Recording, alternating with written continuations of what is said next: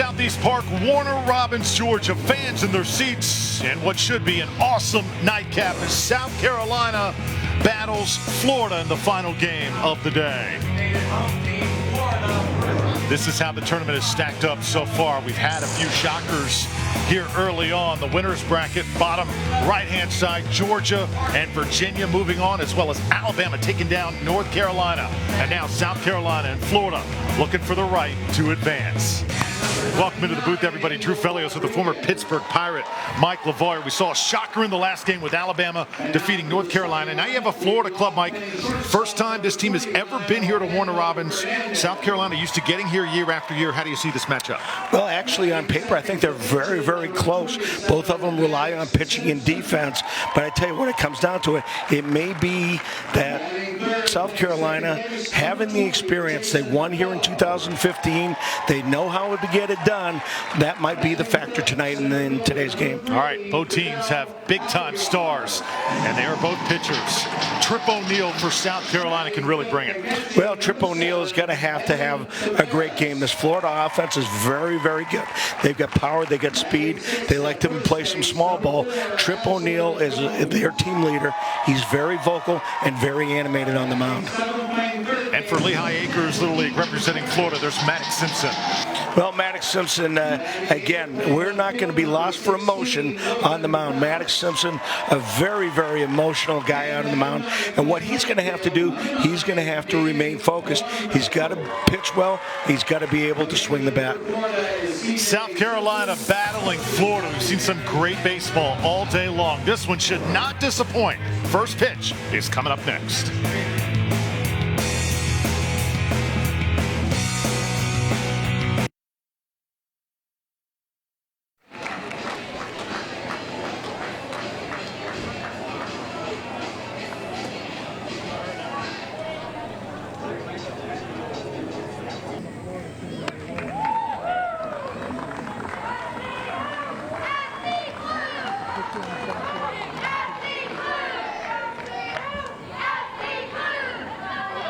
Leading off the game, the second baseman number 8, James Harris.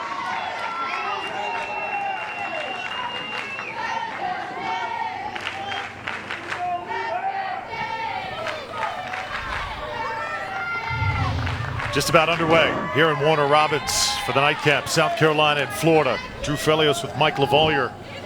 And Maddox Simpson gets ready to do his thing. A whole different type of pressure once you step on that mound here at the Southeastern Regional. Mad Dog, the nickname. Seen some really good ones today. Yeah, Mad Dog, good fastball, middle upper 60s. Throws a little bit of a cutter. Kind of just a power guy. He runs on emotion. Sometimes good, sometimes not so good. James Kakaris leads it off for South Carolina. Peter Mershon hits second. Harder and O'Neal's the cleanup batter with Tulos, Marchbanks, Drew Nelson, Cooper Noble, and Luke Westrall at the bottom of the order. Let's do this. South Carolina in the black and green, Florida and the white with blue trim. This one's hit hard to start the game, and it's into left field. The diving catch made by Logan Krause. What a way to start.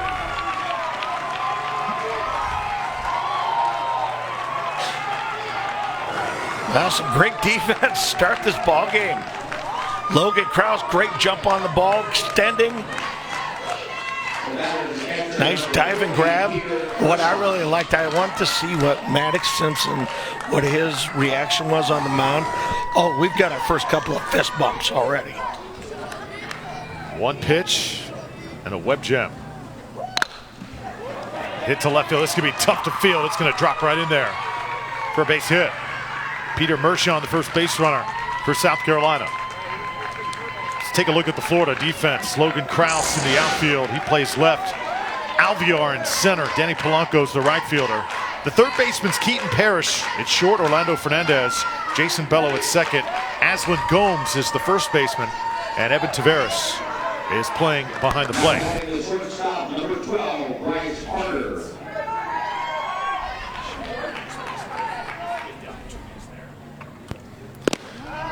And a strike taken right down the pipe. Bryce Harder now steps in for South Carolina, and the 0-1 count.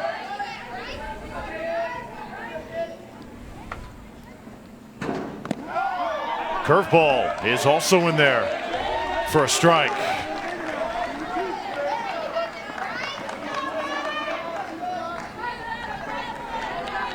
Bryce Harder plays shortstop, pitcher as well. Just misses outside that time. There was that cut fastball. Not quite as hard as his four-seam fastball, but a little bit more movement away from the right-handers. This is fair, right down the left field line. Runner's going to continue to advance. Kraus comes up with the throw in there safely. And already something cooking for South Carolina here in the first. That ball wasn't hit real hard, but in a great spot. Ball just barely fair. Take a peek at it. Right over the bag. No chance at Florida to hold him except for a double.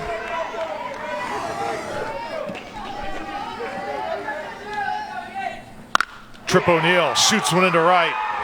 South Carolina already on the scoreboard. Here comes the second run. It's in there safe.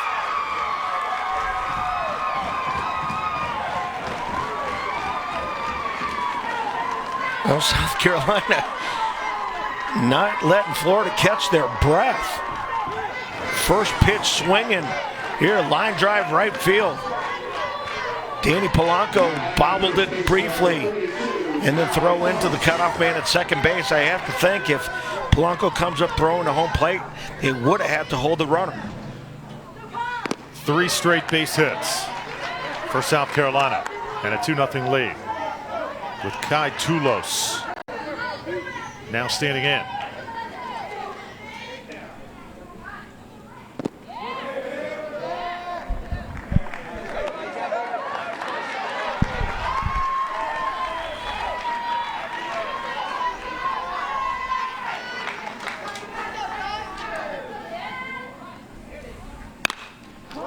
Popped up.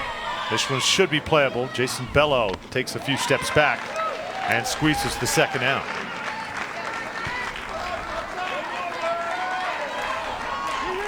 Well, we saw in the last game North Carolina jump all over Alabama. Alabama looked a little shell-shocked to be here. And then they erupted for 12 runs. There you see Ashlyn Gomes for Florida in the field.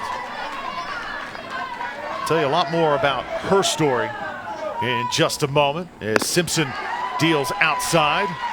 And Ashlyn is the only girl playing in this Southeast Regional. She is something else. Cannot wait to watch her do her thing over the next few hours.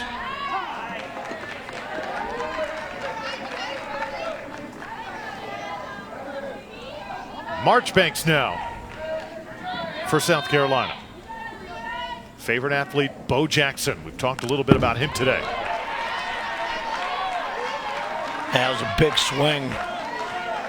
Charlie Marchbanks. He had evil intentions with that swing, Drew. He was trying to do some damage.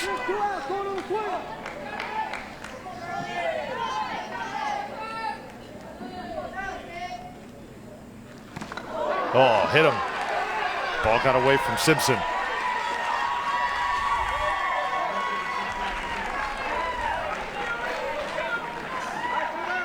Now this is what Maddox Simpson battles. Obviously South Carolina was ready for him. Swung the bats early and aggressive.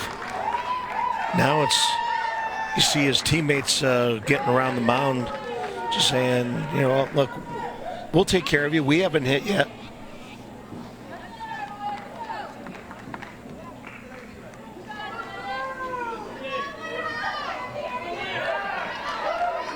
Maddox Simpson, not just a great baseball player, he's also a competitive gymnast.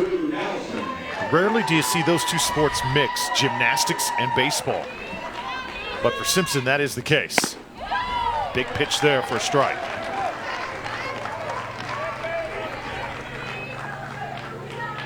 Meanwhile, Julius Nelson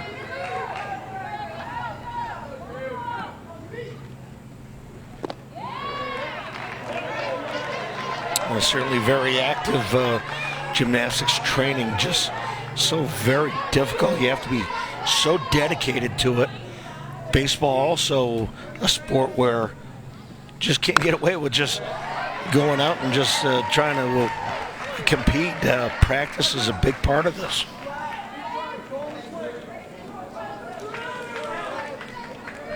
Simpson, the son of C.J. Simpson.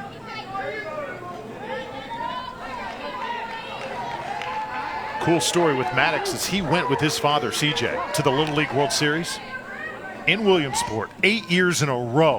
Always wanted to be a part of it, have the dream of going to Williamsport, representing his team. Florida to the dugout, not before giving up 2 here in the first.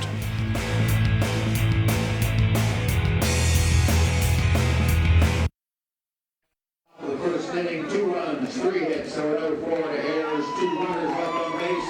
Pitch count is 18.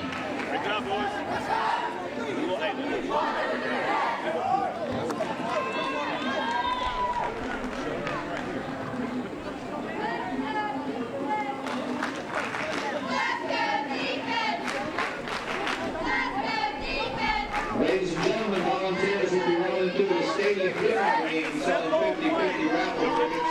The winner receives half of the money collected. The other half is used to help provide amenities to the teams during this tournament. Tickets are $1 for 1 ticket, $5 for 7 tickets, or $20 buys you 30 tickets. The winning ticket will be drawn following the 4th inning. Once again, we appreciate your continued support of Little League Baseball and softball.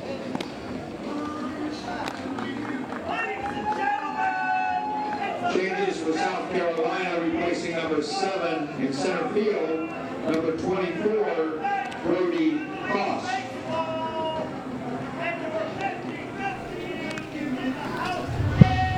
Couple runs on the board for South Carolina. Good start. 3 hits to their credit as well. But now this Florida team gets a chance to swing a bat. Not going to be easy, though, against the likes of Trip O'Neill. Trip O'Neill, more of a finesse type pitcher. He needs to mix speeds. Fastball, middle to lower 60s. Throws a curveball, throws a changeup. His out pitch, whenever he needs a strikeout, should go with the breaking ball, but his key is to throw strikes early in the count and keep this Florida team off balance. This Florida lineup led by Orlando Fernandez hitting first, Maddox Simpson second, Jason Bello, Fidel Alvear hits in that cleanup spot, Taveras, Gomes, Keaton Parrish, Logan Krause, and Denny Polanco at the bottom of the order. How about this already? A defensive change for South Carolina before they even hit the field, Mike. As Brody Cross now is the center fielder. Luke Westerall was supposed to start in that spot. So South Carolina, they're known for making moves. But defensive changes before they even take the field, hey, we always see something new. Well, we don't know exactly what the story was. It may be maybe an illness problem, or maybe just something they feel much better having Koss in center field. Maybe more of a defender. They feel good about their 2-run lead.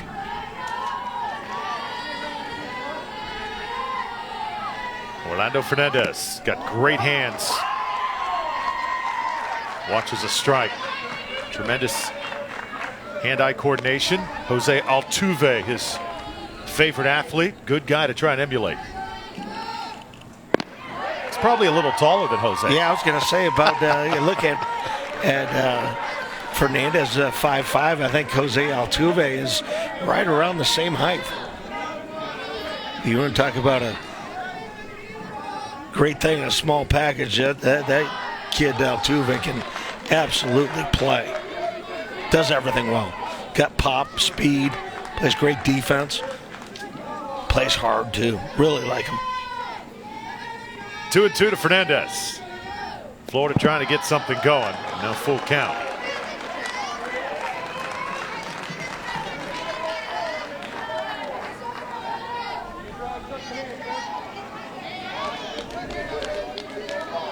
Trip O'Neill, the emotional leader of this South Carolina team. They call him T-Rip.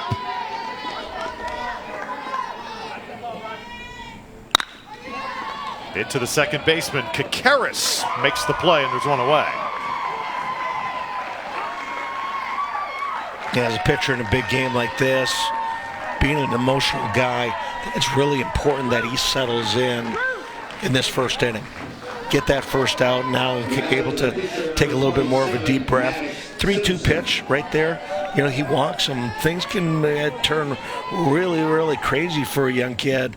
You know, something like that happens. Maddox Simpson's turn.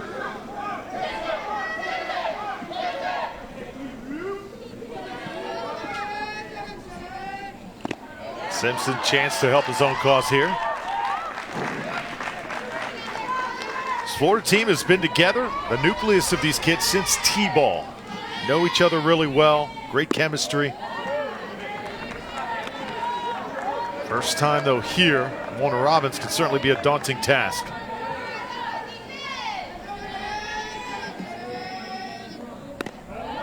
It's one of those years too, Mike, they had a couple of these athletes for Lehigh Acres moved into the area, started playing Little League, and C.J. Simpson, head coach with Robbie Parrish and Fidel Alvear, also an assistant. They just had that feeling that 2018 could be a special year. They had the right mix of guys, and they felt like, you know, let's really hit the gas pedal, see what we can do, and this team's just been magic. Simpson hanging in. And we get some nice youth programs down in the Fort Myers area. Some very good high schools, Evangelical Christian, Bishop Verot, and I'm sure those coaches are, you know, watching and looking and saying, well, I can use him, I can use him. Simpson puts it in play. Noble there at third. Sure-handed, and there's two away.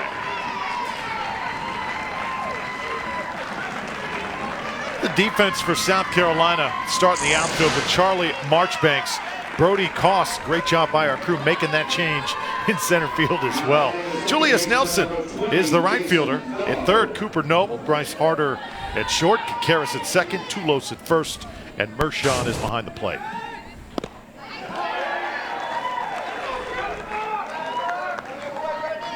Now this Florida team is going to have to really remain patient. I mean, I'm sure they've faced other pitchers, more velocity. But whenever you come up against a finesse guy that's trying to hit corners, patience really is an important part. Jason Bello carries a big stick. This young man can mash. He is a bulldog when he's at the plate. Big swing there, and it's fair. Turning for two, and he could dig for three. He'll stop right there.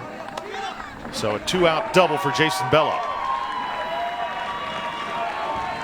Another ball smashed right down the line. This one, again, very close to the bag, but may have even gone over it. Easily a double. Charlie Marchbanks, left field, had a little trouble picking it up, but you gotta think that Jason made the right call. Staying there at second base, staying in scoring position. The last thing you want to do is make that third out at third base. Fidel Alvear, big swing. What a play by Kakaris, sliding and stabbing. South Carolina pumped up. They keep Florida off the board as we head to the second.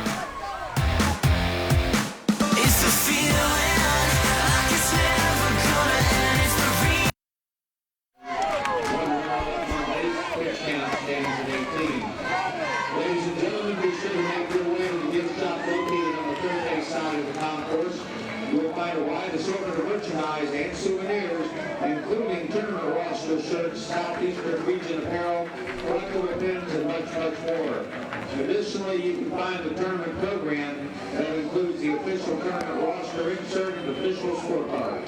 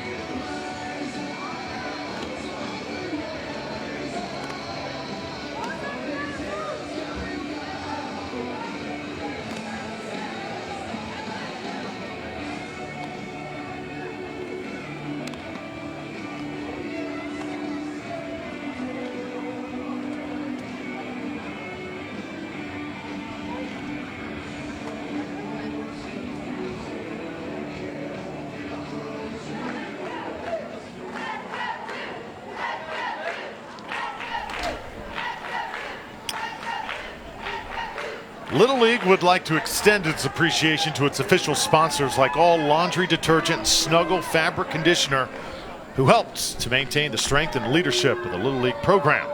Little League would also like to thank its dedicated volunteers who make the program a special experience for millions of children.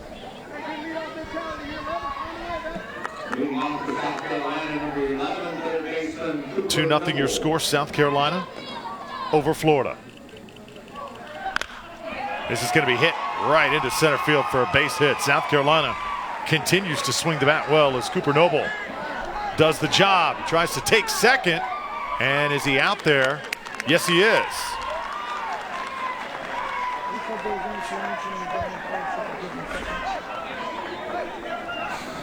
Was he awarded second base there? Was not sure exactly what happened. This was a ball that goes into right center field, and he was thinking about going for two, and what ended up happening, he ended up getting caught up with first baseman Aslan Gomes, and he was, he's right there. He's taking a look and say, hey, first baseman got in the way, so awarded second base on defensive interference. Base hit, and then the award of second. The play happened so fast. I was watching the ball in the outfield, Mike. And let's take a look again. Our crew right on top of it. Here, he was tied up with the first baseman right there. Well, that's where, as first baseman, you've got to give that runner a clear path if they want to get to second base.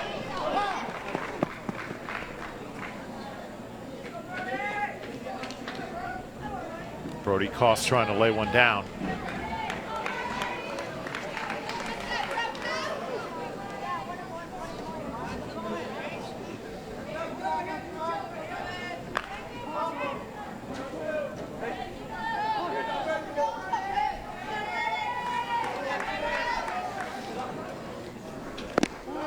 Koss got great baseball instincts, takes a strike, 1-2.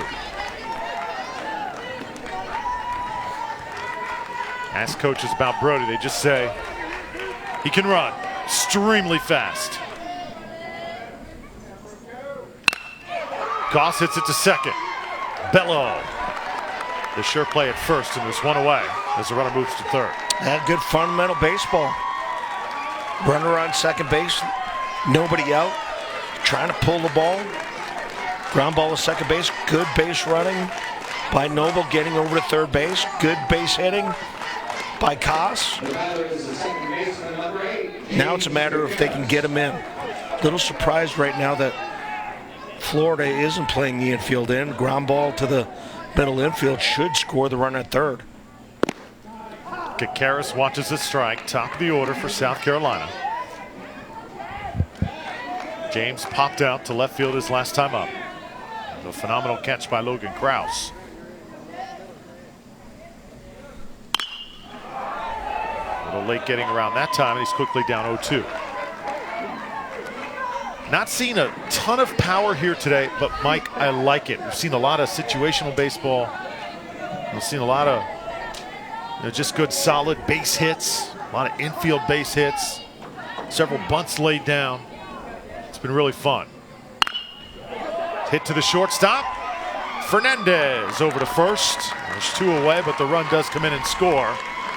So credit Kakaris for doing his job. Something of a lost art, especially in the big leagues. You take a look at the defense, see middle infielders playing back. That's just an easy RBI for me. And so many of our big league hitters trying to drive the ball to the outfield, trying to drive the ball beyond the fence, and they lose some contact. That, to me, that's just an easy run batted in for a hitter. Very well done.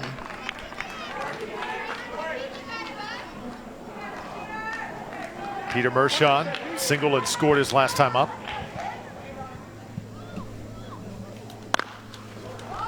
Mershon hits it to first, and Gomes fields it for Florida. South Carolina gets one. Their lead extended to 3-0 going to the bottom of the second.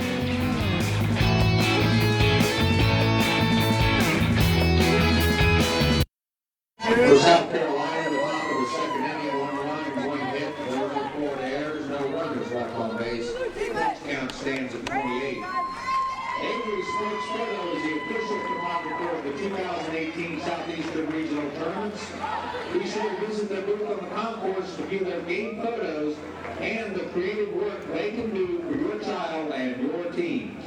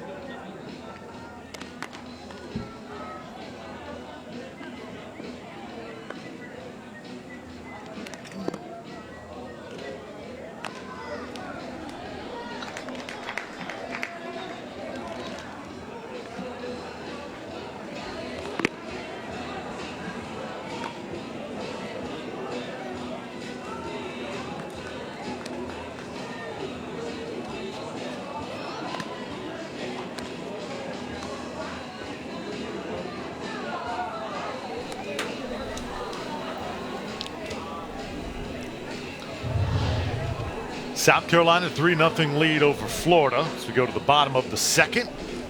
Fourth game of the day from Warner Robins, Southeast Regional, here to decide who goes to Williamsport. It'll be a long haul over the next week. Seen a lot of really good action today, Mike. What really stands out to you? Had that big Georgia-Tennessee game this morning, had Alabama sort of shocking this tournament in our last game. We've seen some really good stuff. I think the defense has been pretty solid. We've obviously seen some great pitching, especially in that first ball game. But that last game, Alabama against North Carolina, it's still pretty shocked. And it's not to take anything away from Alabama. Just North Carolina just seemed very stunned for a defending champ to come in and really to get manhandled, and having a 10-run rule against you, that's certainly something where they've dug themselves a hole. But at the same token, the quality, they could come back. Trip O'Neal keeping Florida off the scoreboard in the first. Evan Taveras leads it off. He's the catcher here in the second. And there is a good example of what we call pitching backwards. You get a 1-0 count or an 0-1 count. Actually, that's not pitching backwards, but there was a situation where fastball, then breaking ball. You find that your pitchers that are finesse guys need to throw that off-speed pitch to make the fastball better. It's almost throw the off-speed to make your number one pitch should be the fastball. They make that one better because they can get that off-speed over.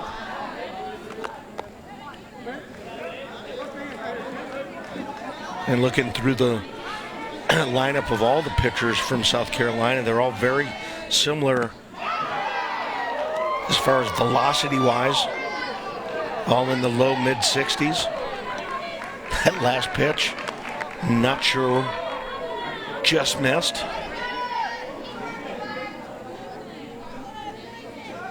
Two to count. Evan Taveras. 3-2 now. Aslan Gomes on deck. Keaton Parrish in the hole for Florida.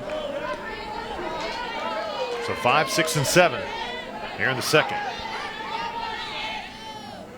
O'Neal goes after him. Gets him swinging for a strikeout.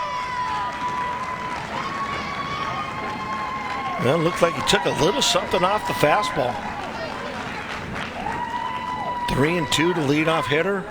Got to have confidence in that pitch. Now adding the first baseman number 4, Aslan Gomes. Here's Aslan Gomes. Told you about Aslan. Only female in this Southeastern Regional. First pitch, a curveball from O'Neal.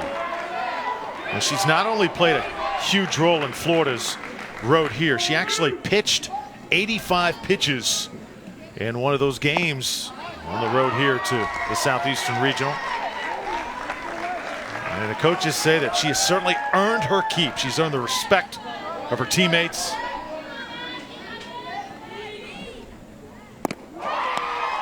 Not much chance there, though, with O'Neal throwing breaking balls like that. Yeah, O'Neal getting fired up.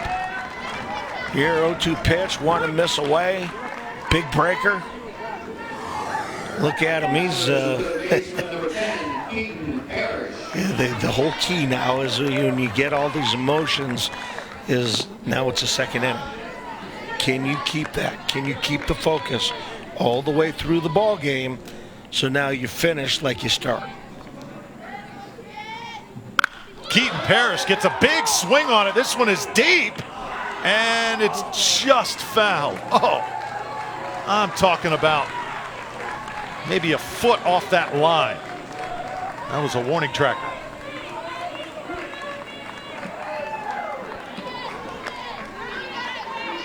It was a good swing. Keaton just got jammed just a little bit too much. Parrish gets another good rip. This one's certainly fair, and into left field for a base hit.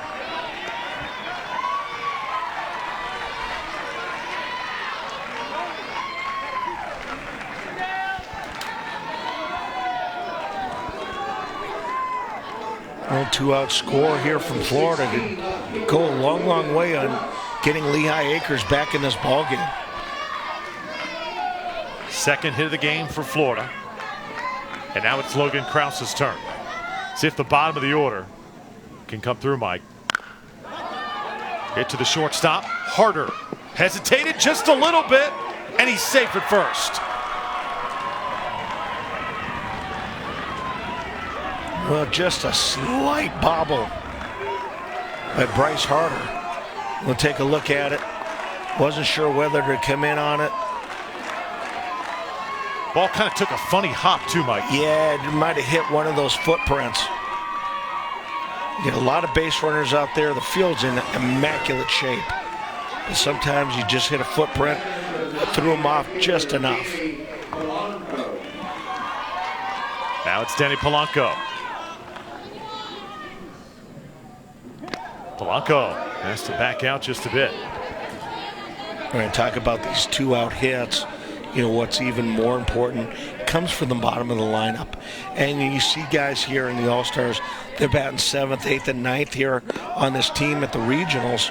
And in their regular season teams, I'm sure they're batting 2nd, 3rd. So you've got a whole bunch of players that are used to batting 3rd, 4th, 2nd, 3rd, 4th, way up in the order that are down here 7, 8, 9 just because you can only put up one hitter at a time.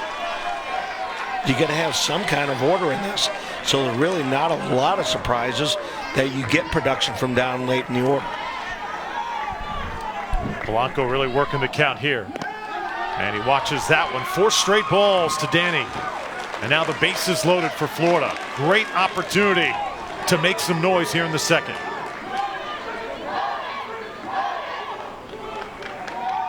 You see that one defensive play, Mike, at shortstop. Kind of gets in the head, just a little bit of O'Neal. And all of a sudden, Florida on the brink are really making something happen. Talking about controlling emotions. Aslan Gomes had the strikeout. He's pretty fired up, and now all of a sudden you look, 2 outs, bases juiced. Top of the order, Orlando Fernandez. There's a strike. One of the toughest things in athletics is staying in the moment. Not thinking too much about what just happened, what might happen, is just trying to control everything and whenever it's supposed to happen.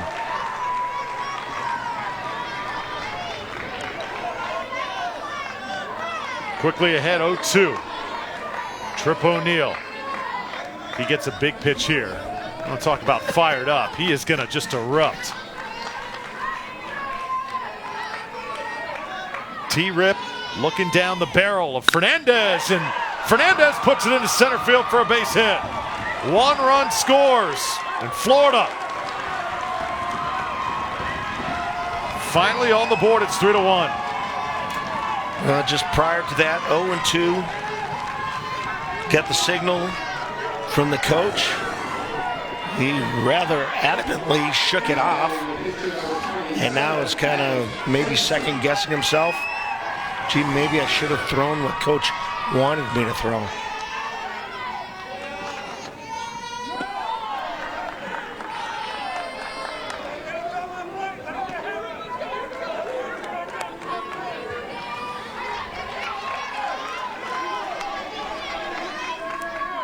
Maddox Simpson's turn.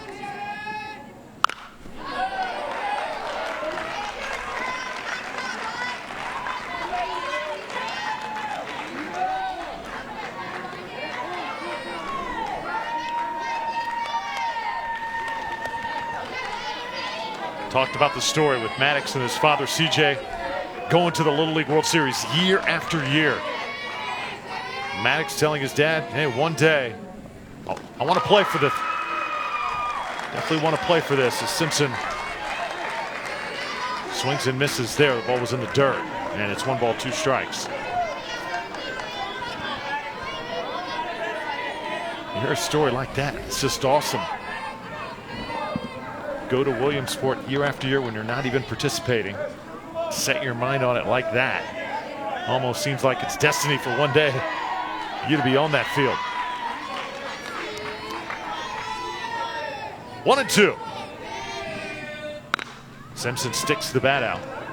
And a foul ball. And there is Coach Simpson, C.J. Simpson, along the first base line. Maddox's father.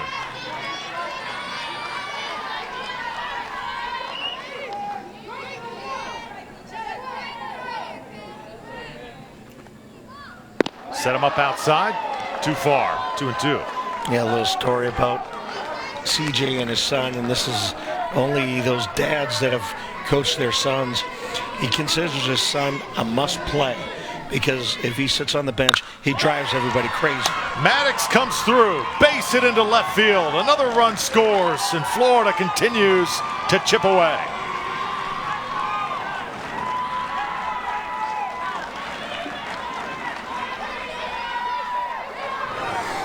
Well, pitch that just a little bit up. If that pitch is down, turns into a ground ball. But as you notice, a lot of these base hits by Florida are pitches that are a little up in the zone, around the belt, around the thigh. You get it around the knees, much more effective. And this looks like it's going to be it for Trip O'Neill. Let's see. Now, I believe they may keep him in here.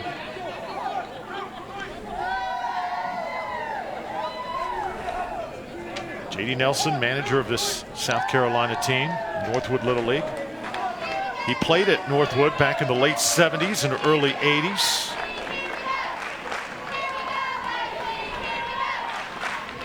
Jason Bello now will hit for the second time. Had a double his last time up. He's swinging a hot bat right now.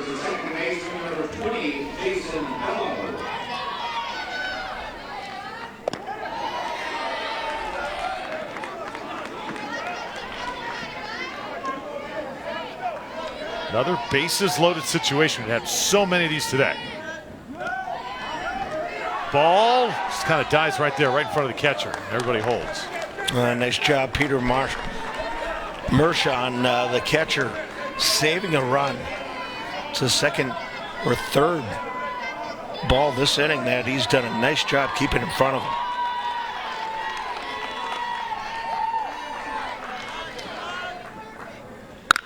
Bello gets a piece to the shortstop, and it's an easy play. The Forts is second to get South Carolina to the dugout. They give up 2. Could have been a lot worse. Good game here in the nightcap, the Southeastern Regional.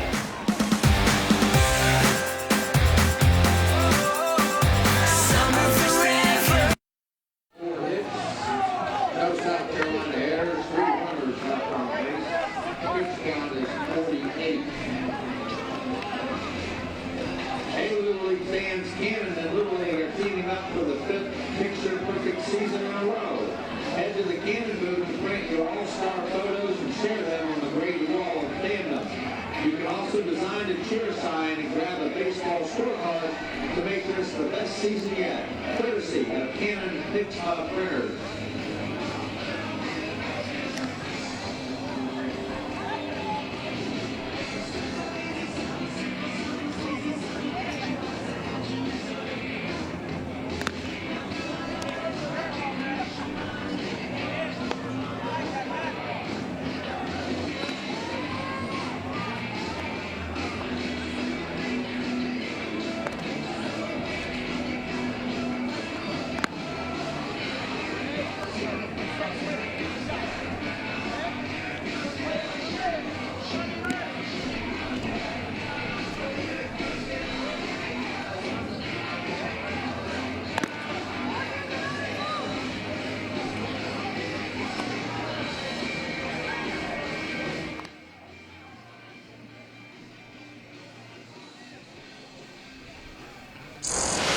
Some tickets to Williamsport already punched.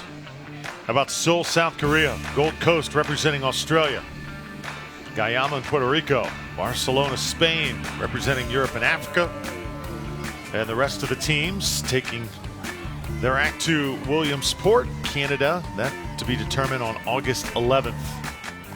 And remember, you win this Southeast Regional, you go to Williamsport with several other teams from all over the United States. A lot of those teams representing their country and even several countries as well.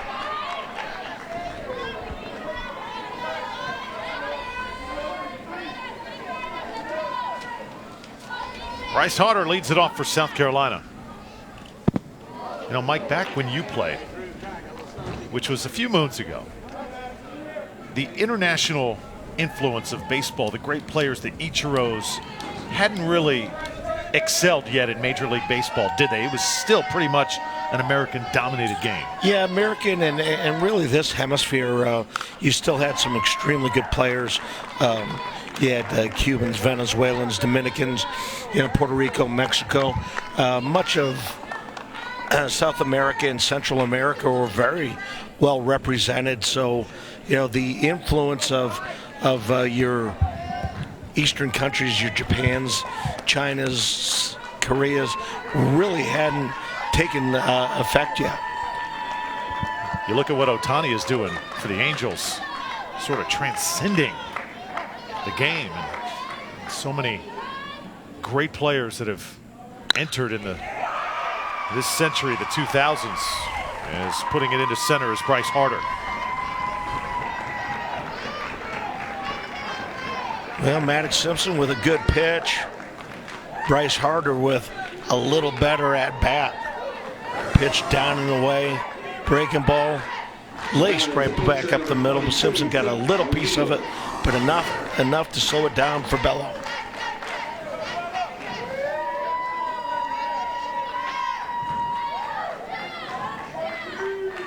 Here's T-Rip. Trip O'Neill.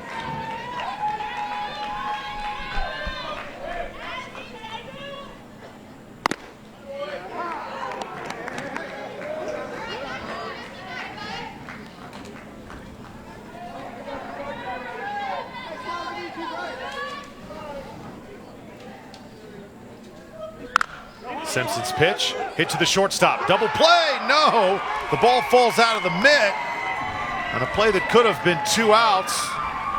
Instead, they get nobody, and South Carolina with runners on first and second. Well, Orlando Fernandez, they're really licking his chops here, knowing that all he's got to do is just catch it. It's going to be an easy double play, but it ended up happening. He took his eye off the ball just a little bit too soon. Tried to do two things at once, catch and step on the bag, and ended up dropping the ball.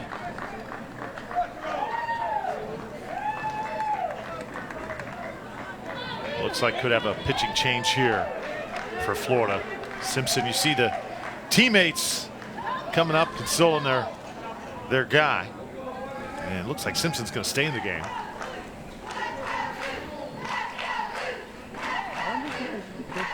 How about this at 7:46 too? A nice shot of sunlight here in Warner Robins. Been that kind of day. Luke Parker now steps in. Pinch hitter for South Carolina. Ball goes to the backstop. Runners move up. Well, if there's any doubt of whether you wanted to bunt the runners over, that just took care of that strategy right there.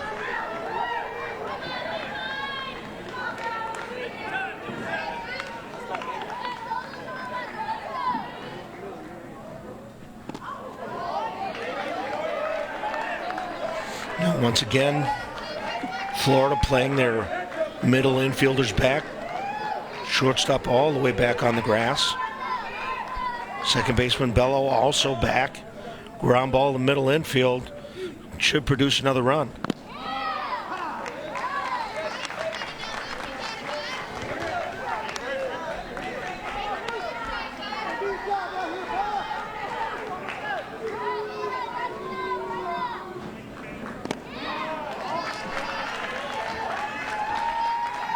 Ideally, as a hitter, ground ball to the right side. Works in two ways. It scores the runner from third, advances the runner from second to third in less than 2 outs. Parker, a little late getting around. 3 balls, 2 strikes now. First base open. You know, it was a pretty concentrated effort of trying to get the ball to that right side. Could hear the coach giving him some encouragement. And come on now, do your job. And that's what he's looking for, is that ball to the right side. Outside corner set him up perfectly, and Simpson makes the perfect pitch. Second strikeout for Maddox Simpson. Yeah, just a perfect pitch. Fastball, knee high, right on the outside corner. It's one of those pitches where I advise my hitters, look fastball away, adjust to everything else. Charlie Marchbanks was hit by a pitch his last time up. This time gets a good swing, fielded, they'll go to first with it. And the run comes on in to score. Bryce Harder. That's an interesting decision and a play that I think a lot of young people can learn from here, Mike. And you see Florida players having a little discussion what should have happened. Well, Keaton Parrish, once he fields this ball, he knows that he's got that runner. All he has to do is just follow him down the line, either get him in a rundown, and now you can choke off that run.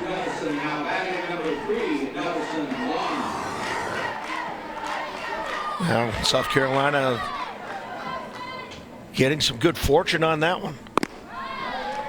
Nelson Vaughn now the hitter.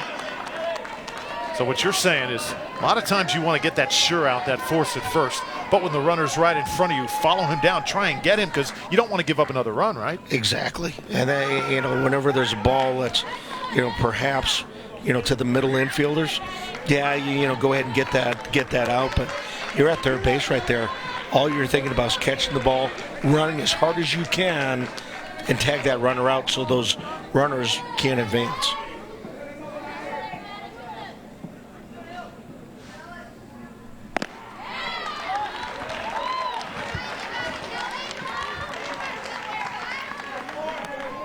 South Carolina gets one here in the third.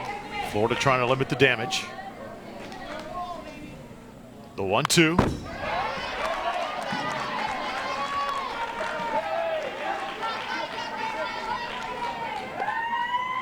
Nelson Vaughn, one of the power pitchers on this South Carolina roster.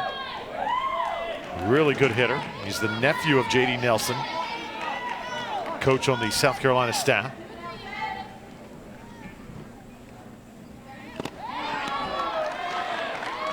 And got him swinging that time. Maddox Simpson able to get Florida back to the dugout. Go to the bottom of the third. We got a game here in Warner Robins.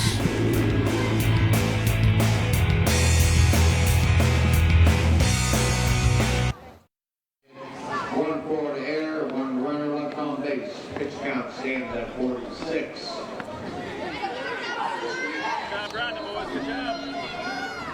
All right, boys, get it up. Let's go. Go to work on three. Go to work on three. 1, 2, 3. Go to work.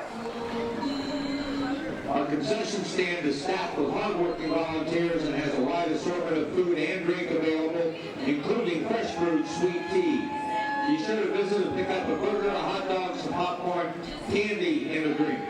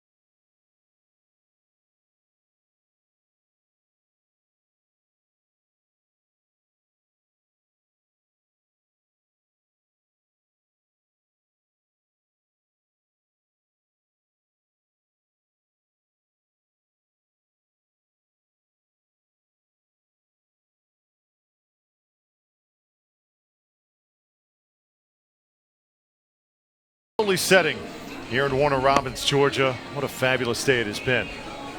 Fourth game of the day. South Carolina and Florida. See the sun a little bright for some of our fans in the bleachers. Such a great stadium, though, to take in a game, whether you're on the berm or in the stands. Not a bad seat, as Marchbanks and South Carolina right now lead Florida by 2. Drew Felios and Mike LaValliere were here also tomorrow, Sunday as well, and even on Monday before the games move to the linear channels, ESPN, in the final stages of crowning a champion that will head to Williamsport.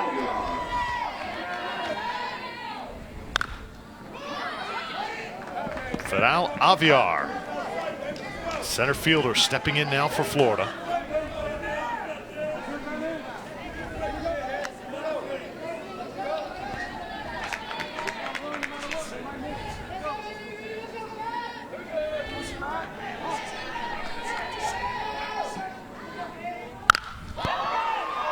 This ball is hit hard into right center field, and Alviar books towards second. Impressive stand-up double for Fidel Alviar. You really went nice with that pitch. And once again, ball up around the belt. Outside corner, didn't try to pull it. Just went with the pitch, let the bat do the work, and just cruised into second base. Come on, Mike. He looks like a young who. Now you've seen a lot of big bat sluggers in the major leagues. How about Albert Bell? Guy who could just mash. Guy you hate to face. Maybe a Sheffield. Well, he's got some going to live up to those guys. And I tell you, Sheffield, Gary was probably as intimidating as a hitter that was around whenever I was playing. Wow. There were pitchers that just didn't have anything to get him out. He really had to get himself out. Tremendous bat speed, powerful, could hit any pitch at any place out of the ballpark.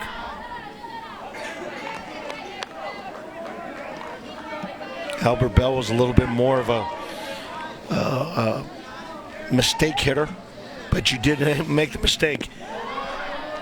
He wasn't going to miss. He had that 1 year, hit over 50 home runs. It just seemed like if you rolled the ball up and it took a bounce, he was going to knock that one out of the ballpark. 4-2. Yeah. And then there was, of course, was Frank Thomas on the White Sox when you were there? Did you ever get a chance to rub elbows with him? Yeah, I was with Frank, 93, 4, and 5. Wow. Again, one of the very best hitters, both for average and power.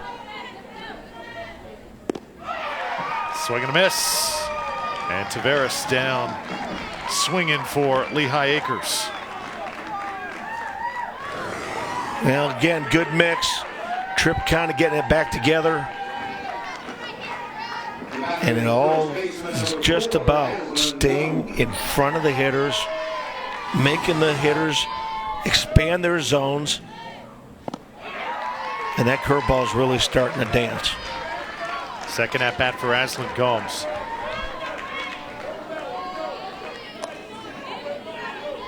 Such a big stage for these youngsters to try and perform. Mike, whenever I played, I used to hate to strike out. It was such a tough play to deal with. You know, it kind of gnaws at you, doesn't it? But you got to remember, stay in the game mentally. You're going to get your chance again. As Gomes pops this one up. Tulos able to squeeze it for South Carolina. Well, it's an important point, Drew, that the game of baseball, unless you're a designated hitter, you've got to play both sides. Sure. Yeah, you can't take your at-bat out there to the field with you because there's nothing you can do about what just happened at the plate. And, that sometimes happens. And, everybody, is human. And you see big leaguers that'll go ahead and strike out in a big situation. Ball gets hit to them. Maybe the concentration isn't quite there. And they end up compounding what was already a bad thing, making it worse. Keaton Parrish. This one's going to go foul.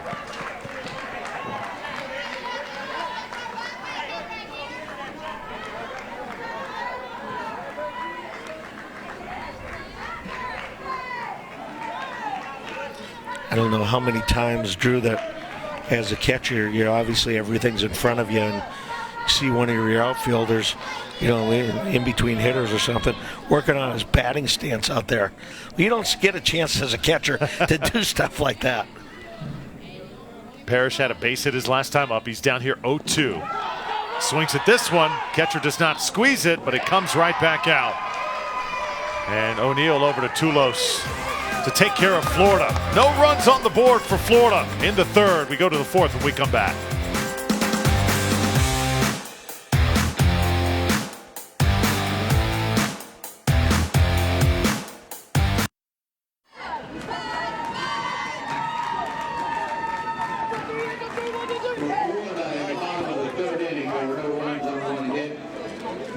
South Carolina errors and 1 runner left on base. Pitch count stands at 62.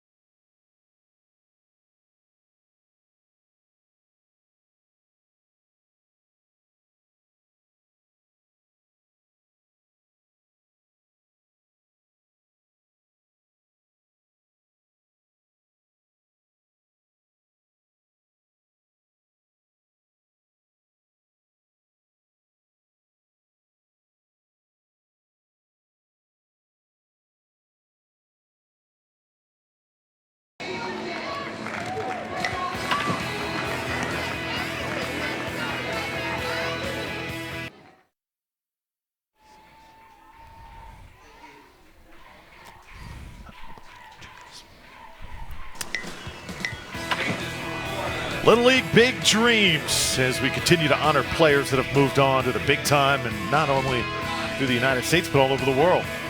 And you take a look at Xander Bogaerts all the way from Aruba.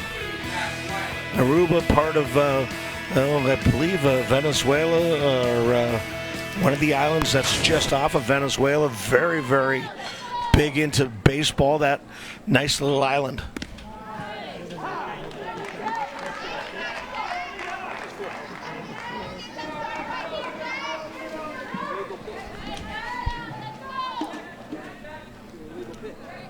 Jack Weiland leading it off for South Carolina. One defensive change for Florida as Angel Rodriguez moves over to right field. Have a little umpire meeting here. And something to do, I believe, with the pitcher's mound.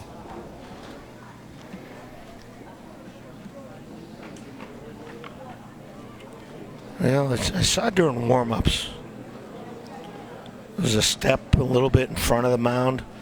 You, as a pitcher, you have to have contact with the rubber while you're on the mound, or believe it's an illegal pitch. And that's a call that only your third base coach or your first base coach can make. Hard to tell from there.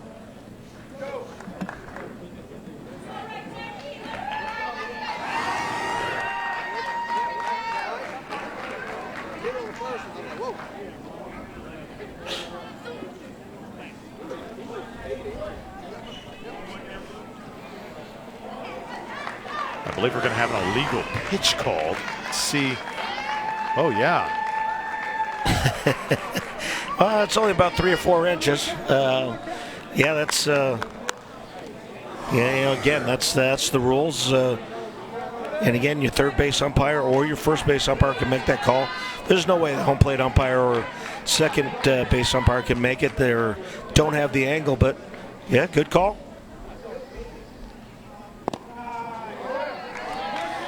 Watch the coach's reaction from South Carolina also. Saying, well, hey. Exactly what he said is that's an illegal pitch. Outside part of the plate for a strike, and that's something that probably, I'm just willing to guess, isn't really called back at Lehigh Acres Little League, but you get to this stage and other coaches from other parts of the country will notice little things like that you're not used to having called on in your own backyard. Well, a lot of times you don't have 4 umpires also. Sure. Yeah, so here in the regionals, things are, they're really nice and tidy as far as these guys having their own jobs to do out there. They're supposed to look at certain things, their responsibilities on base hits, on balls that go to the wall. And these guys work hard at it, and there's certain ways of way these umpiring groups work, whether there be a one-man, which is easy, you can depend on yourself, 2-man crew, 3-man, and 4-man. They all have different responsibilities. Chris Furnish behind the plate. And another one. Ball 4 drawn. So Weiland heads to first, and I think that rattled Maddox Simpson just a little bit. But that call, Mike, I work a lot of softball games around the country. That's usually called on the softball diamond, not on the baseball diamond. First time I've ever seen it called in baseball, an illegal pitch. Well, there's a few different interpretations. Pitcher for the Marlins, I don't know if he's still there, but I know a couple, at least last year, a guy that kind of hop skip just like the softball pitchers do. By the time he let it go, his foot was in nowhere near contact with the rubber. Simpson not liking the footing there right now. Just tell by his body language the way he's kicking at that clay. Not real comfortable maybe with standing back there. So if he doesn't like it, does the field crew have to fix it, or will they try and make an attempt? He can request, maybe if it was a little slippery going out there and putting a little bit of turfus on there. But I don't know if you can actually dig. I'm not sure of that. I don't believe that you can alter it that much.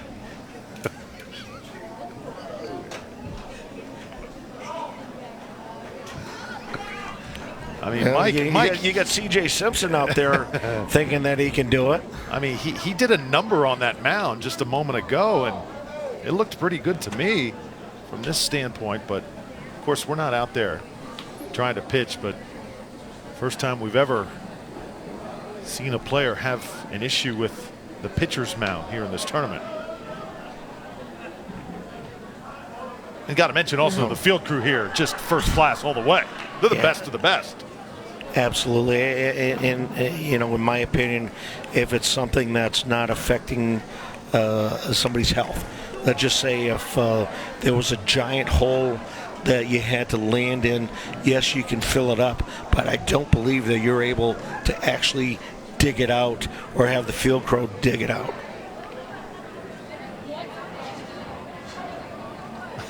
South Carolina coaches look a little confused. Mike Noble, one of the assistant coaches, as Chris Furnish goes back to the mound. And really interesting to see what the outcome is of this, as the entire Florida team is huddled around the pitcher's mound right now. What do you make of this? Right now, I'm just going to have to tell my pitcher, look, do your best. Forget about the mound. I mean, this has been a mound that's been the same for 3 innings. Now all of a sudden you're having some trouble with it, and again, it's not like the hole is too deep. Well, we've got our heads groundkeeper Cheryl going to go out there and take a look at it.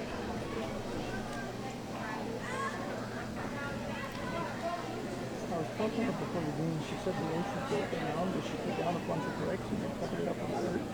And then we put that one out, and we're getting down to the dirt. So Maddox Simpson claims that he is slipping on that mound. So that is why the grounds crew is out there right now at the moment.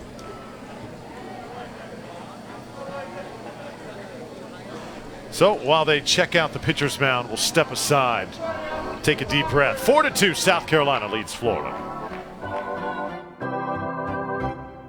Take me out to the ball game. Take me out with the crowd.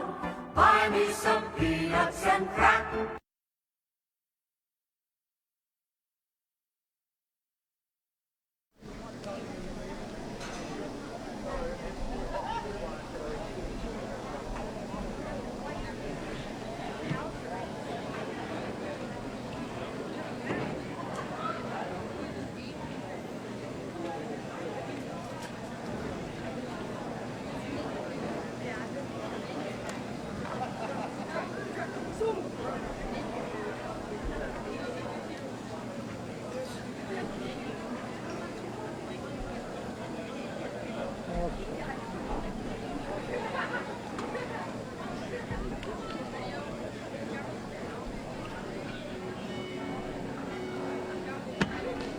Work being done to the pitcher's mound as we were away. Drew Felios and Mike LaValliere. And Mike, great field crew coming out doing what they do best.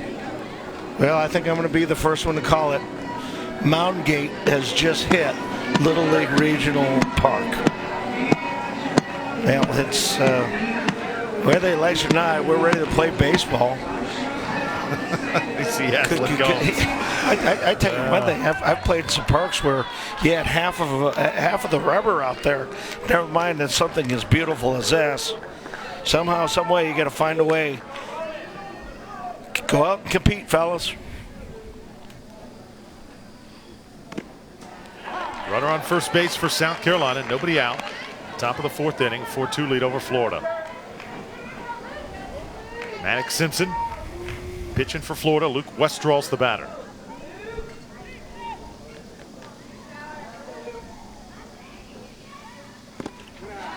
This is outside this time. This all started when Simpson was called for an illegal pitch. The last batter that he faced.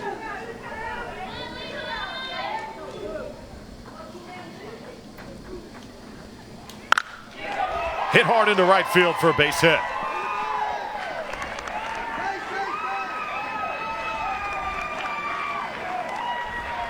First and second now for South Carolina with nobody out.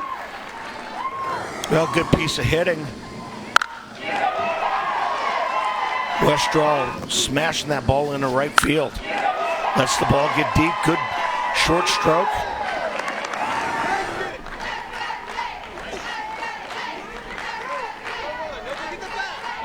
Top of the order coming up for South Carolina now with James Kakaris.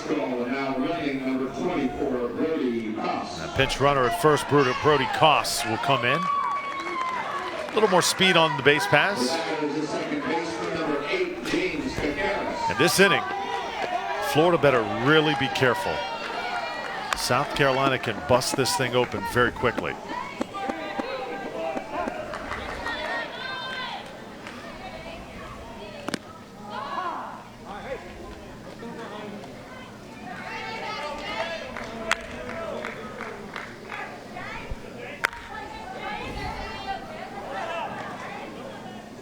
Now first and second, nobody out.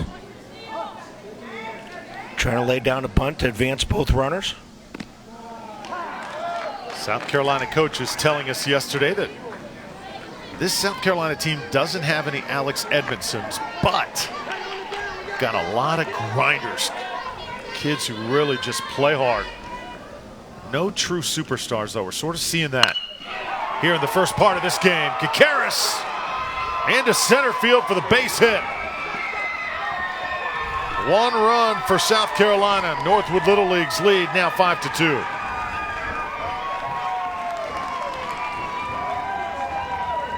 Fidel Alvear in center field really cut to this ball quick. I think if Maddox Simpson does not cut this ball off, I gotta believe that there would have been a play at home plate. Here we take a look. The ball's cut. I think they would have had a chance at Cooper Noble at home. Ball is hit hard to the pitcher. Go over to first with it. Get the force.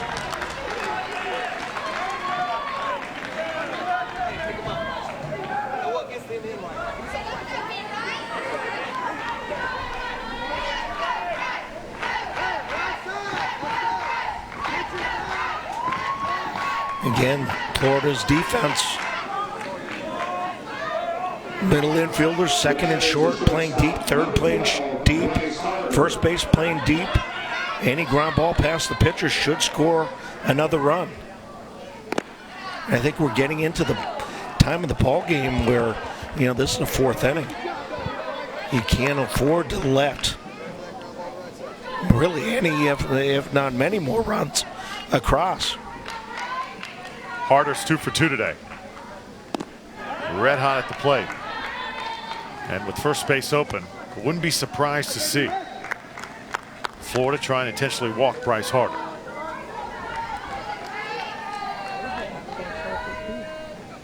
Doesn't appear to be the case here. Try and pitch him inside, and a good choice, 1-2. And good fastball by Simpson, great location after missing away with that breaking ball. Came right after him with that fastball in.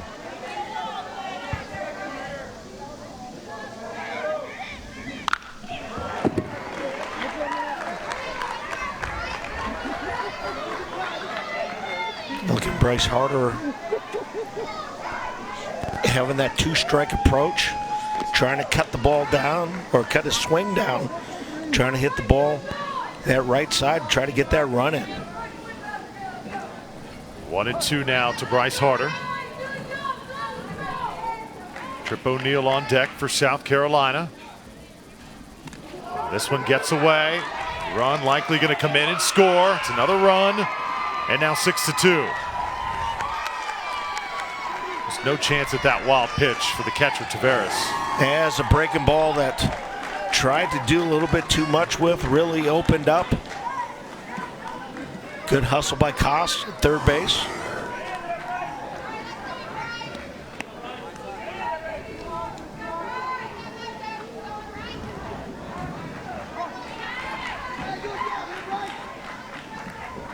Two and two to Harder.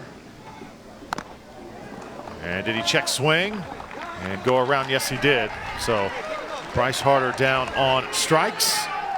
You know, Bryce's father, Bill Harder, one of the assistant coaches of this South Carolina team, he was a basketball player back at Clemson University back in the day. Played for Rick Barnes in the 90s. Sort of the team psychiatrist here for this Northwood Little League team. We had kind of a funny moment yesterday, Mike, as Trip O'Neill takes one on the waist. When I asked Bill, I said, when did you play at Clemson back in the 80s? He looked at me. He looked at me like, are you kidding me? It was the 90s, Drew, and they just erupted in laughter, the coaching staff did, thinking that I was accusing him of being too old. But I'll tell you what, he looks great, doesn't he? And he was a heck of a hoopster back in the day. Yeah, one of the things I really enjoyed whenever we were talking to our coaches yesterday was the interaction, or just whenever I would ask certain questions about their own sons.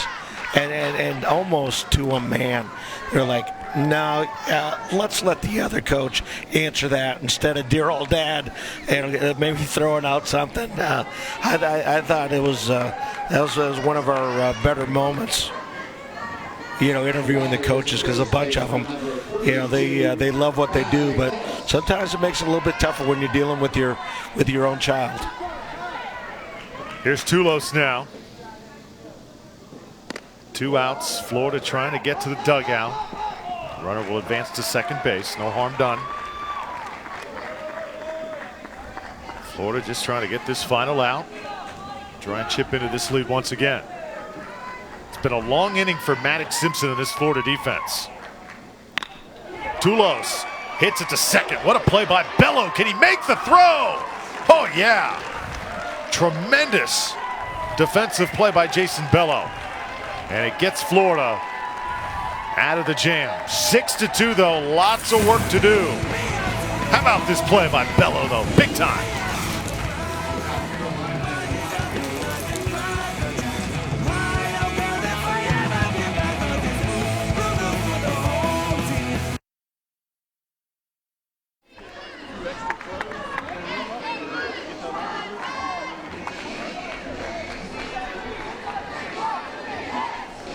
You have 3 outs left to purchase your 50-50 raffle tickets. Volunteers will be traveling through the stands one last time before the winning ticket is pulled at the end of this inning.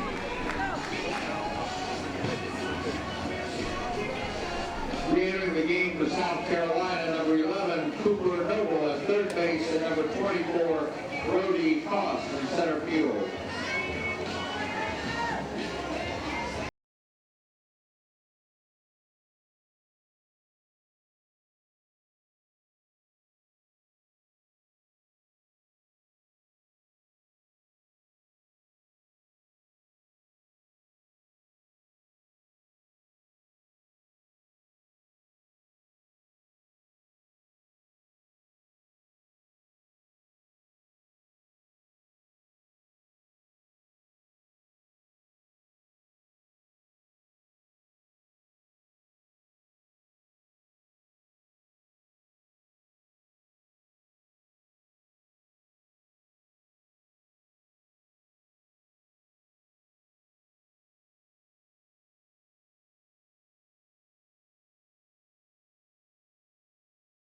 Grow the Game grant initiative has distributed over $2 million at the local level. Grant funding provides local Little Leagues resources for general improvement and to expand or establish softball, Challenger Division, and urban initiative programs. For more information, visit littleleague.org/grow the game.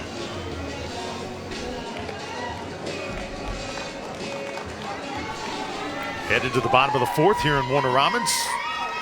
The lead growing for South Carolina. Florida's got to do something here and do it quick. Well, South Carolina scoring so far in every inning. Now batting left fielder number 16, Logan Krause. Logan Krause started the game with a phenomenal catch in left. Florida's had a couple of wed gems between his catch and left field and the play we just saw by Jason Bello.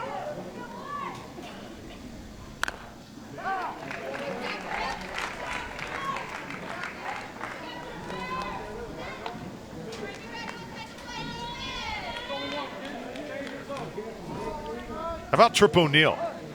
Hung in there on the bump for this Northwood Little League team. Yeah, that was pitch number 65. You have to think that unless he becomes very efficient with his pitches, he will not see the end of this ball game on the mound.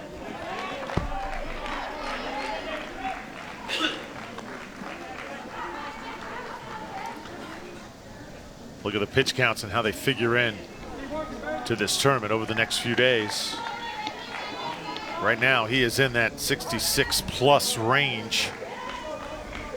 He can't finish this batter and not be in that 66 plus range. So if he comes out after this batter, he only got to rest 3 days. So it'll be a big decision, I think, for South Carolina. I don't know, Mike. At this point, you lead by 4. Do you give O'Neill the rest of the night off from pitching? Well, it just remains to be seen of how confident you feel on who you're going to bring in next. Sure. If you feel very confident in your relieving core, you go ahead and get them out of there. See if you can get them back for maybe a finals. But they've got about 6 or 7 guys that'll take the ball for them. High bouncing ball. This is going to be an infield base hit. Just not playable at all as O'Neill tried to run it down. No chance. Trip O'Neill went over to make a play. Well, here we go. I think he's going to go ahead and make that call and going to turn it over. One of his relievers and see if they can hang on.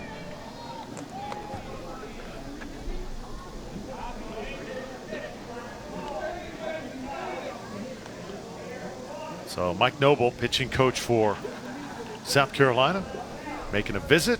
Coaches were thinking exactly what we were thinking at that point. O'Neill's night's going to be done. And Bryce Harder's going to be the new pitcher. 6-2, South Carolina trying to take care of Florida here in round 1. It's a feeling like it's never gonna end. It's the reason keeps you coming back again, saying,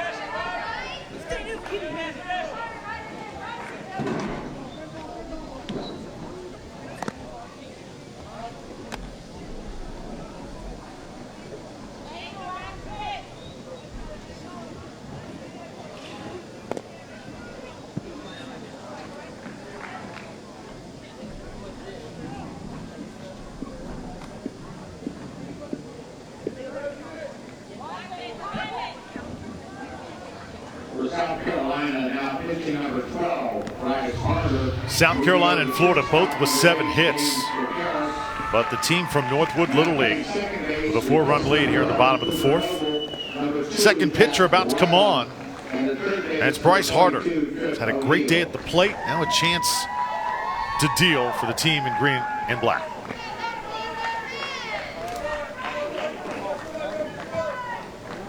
A little harder velocity-wise. Pretty much bringing it up there, same speed as Trip O'Neill. Maybe a little better breaking ball. And he also possesses a very, very good changeup.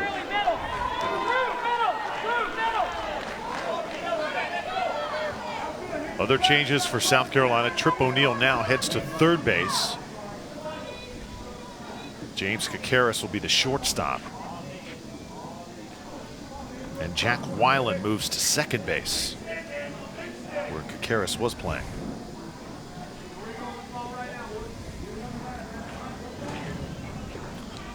Looks like we're going to have a pinch runner at first for Florida. As Polanco checks back in.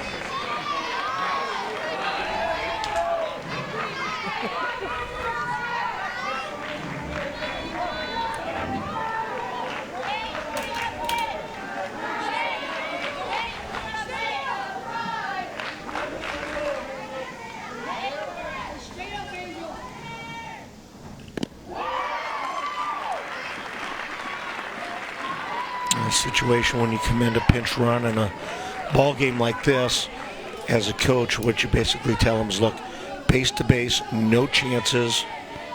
Your run, in a sense, doesn't mean anything. So again, the last thing you want to do is get doubled off, trying to take an extra base and getting thrown out, and that's one of your toughest rally killers.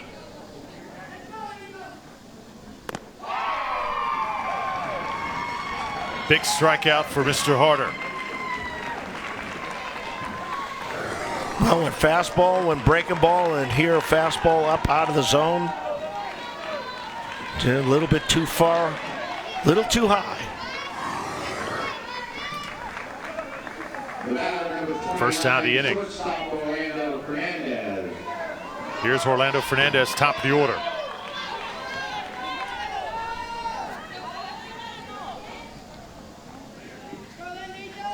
Fernandez had a big hit his last time up.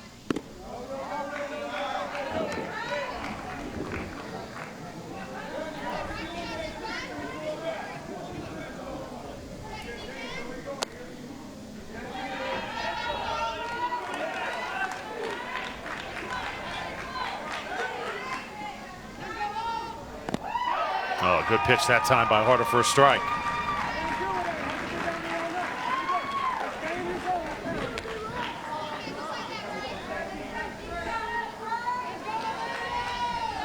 Florida trailing 6-2.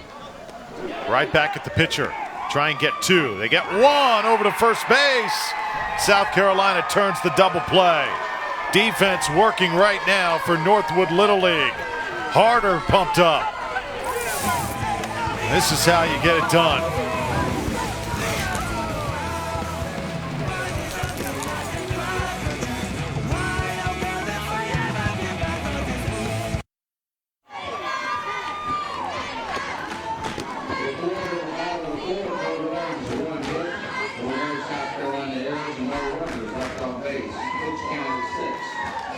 Ladies and gentlemen, a reminder, no flash photography while the game is in progress.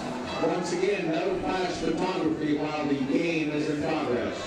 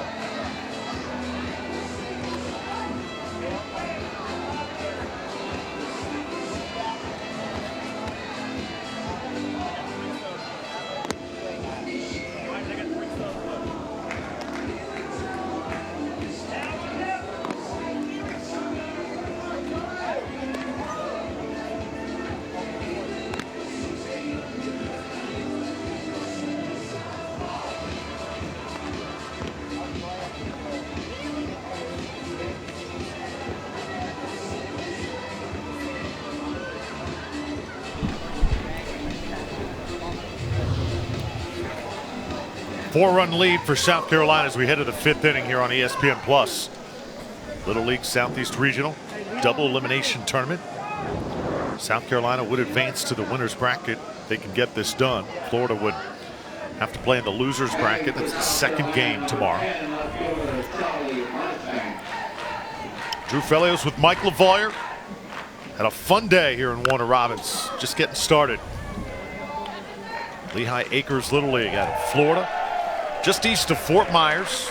Taking on Taylor's South Carolina Northwood Little League.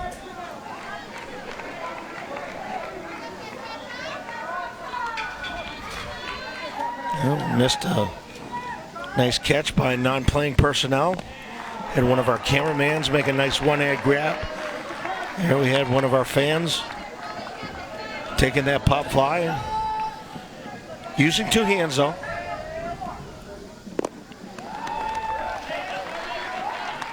Good start for Maddox Simpson as Charlie Marchbank strikes out. This likely is going to be the final inning also for Maddox.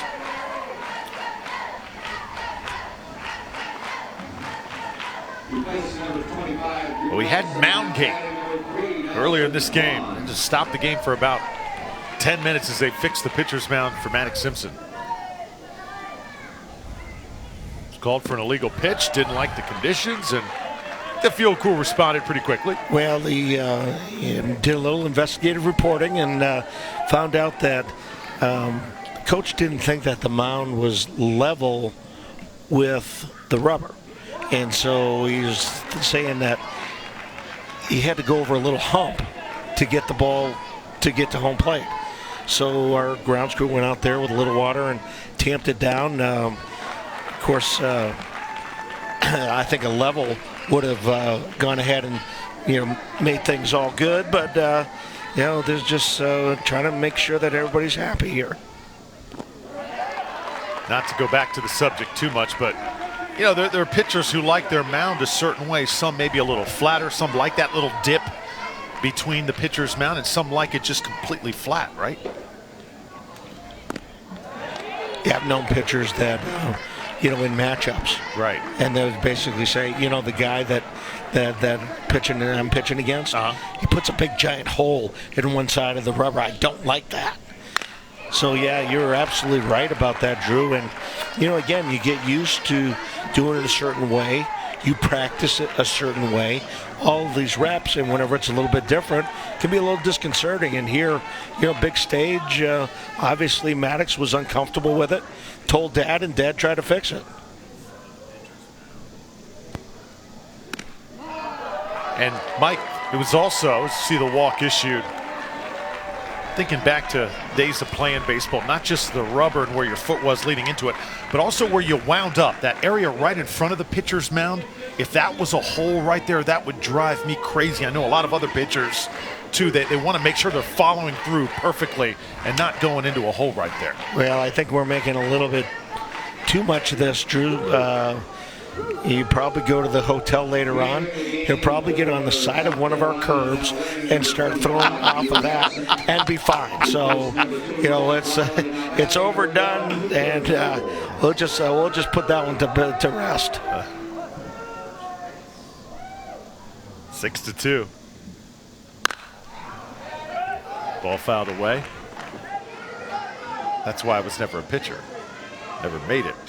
Exactly. Cooper Noble coming up.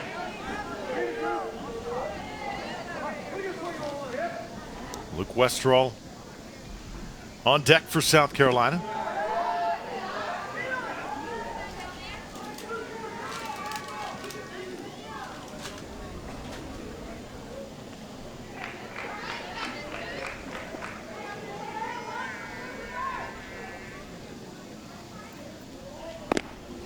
Swing and a miss for Noble.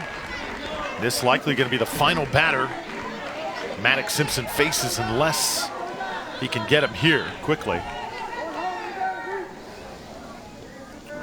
83rd pitch coming up.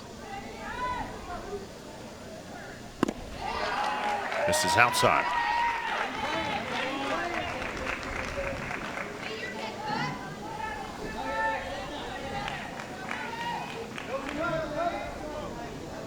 Two balls, two strikes to Cooper Noble.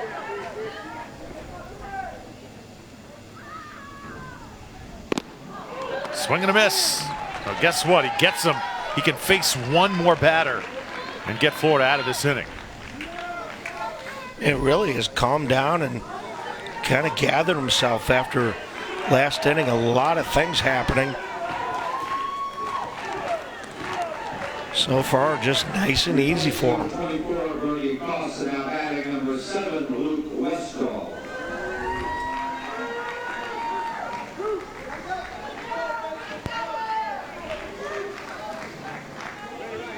Luke Westrall in the 9-hole. 2 outs here in the top of the 5th.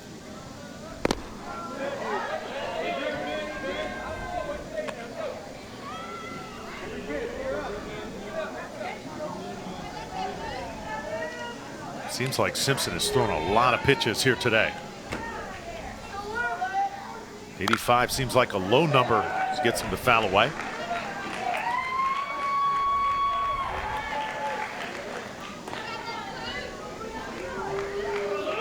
Love pancakes. Can't argue with Luke Westrall there.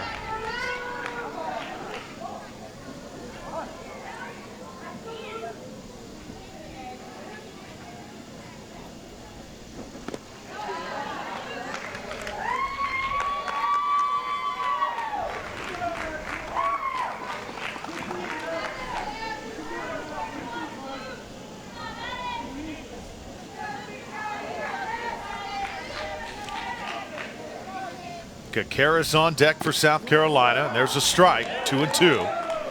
Just look at the body language of Simpson. I mean, he looks tired right now. Just hoping to will his way into the dugout here. And when your body's tired, your tendency is to fly open a little bit. He's doing a really good job of keeping himself together. Gets the strikeout there, doesn't even know it. He's so exhausted. Good job, young man. Maddox Simpson's night is done. Can Florida produce some runs? We'll find out next.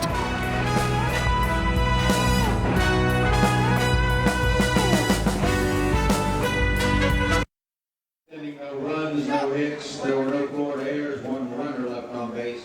Pitch count 89.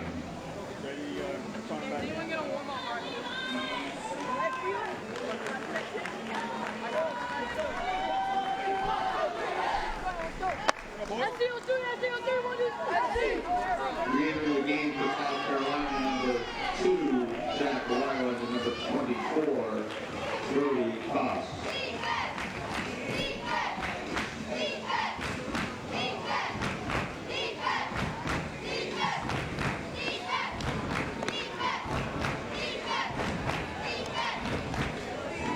Ladies and gentlemen, we have a winner of the 50-50 raffle, so get your tickets out. The winner of the 50-50 raffle of this game was ticket number 844-8803.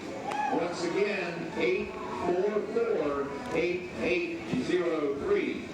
If you are the owner of that ticket, please come to the press box to claim your winnings. Thank you to all for your support of Little League.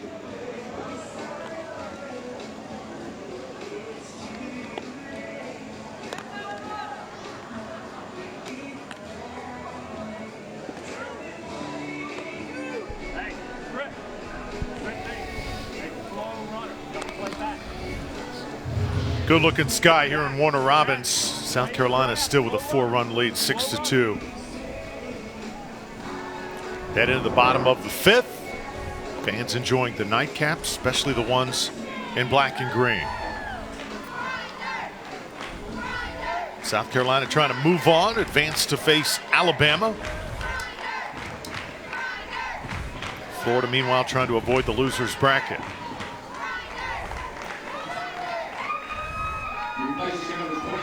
Another big stick's going to come up for Florida. It's a pinch hitter. Chad Johnson will get his first at bat.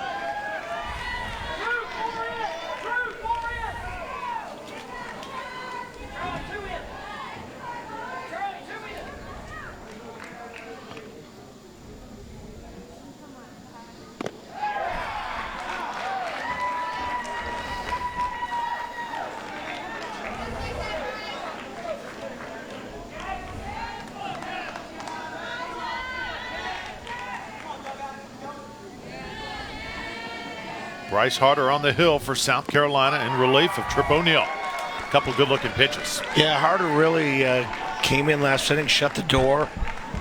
Right now, a couple of breaking balls early in the count. Way up now is the time you want to make them hit your pitch.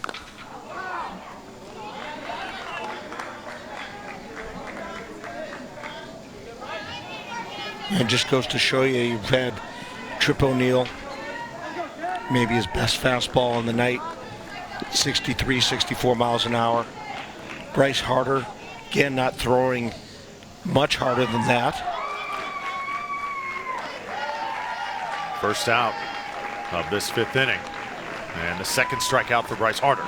This is, talking about secondary pitches, mixing your fastball inside corner, outside corner, little breaking ball, the changeup. It's not always about velocity. Sometimes it's just about, I'm a big believer in location versus selection. I want the pitch in a certain spot. You put it there. I don't care what pitch it is. You get a good chance of getting that guy out. Versus selection where you throw a fastball and it's right down the middle. And there's a chance it's going to get whacked. Here's Camilo Ramirez. Florida trying to get their reserves some quality at-bats here. 5th inning. Also have one more, Caden Varnado, who has not seen the plate just yet. As Polanco goes down to the bullpen. And Parrish right behind him. Keaton Parrish is going to be the guy warming up here.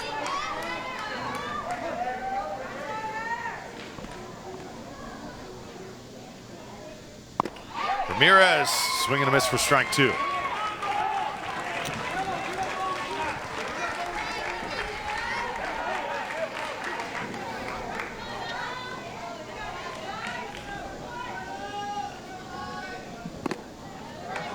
This team from Northwood Little League talks about their road here to Warner Robins and how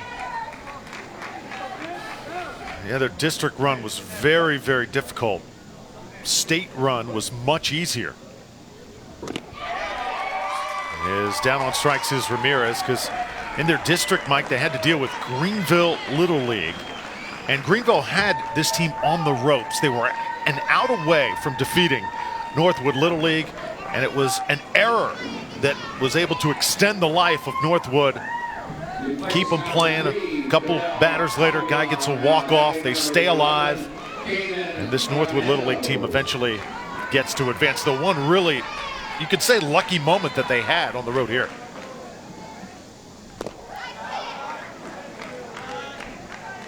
You got to have good fortune.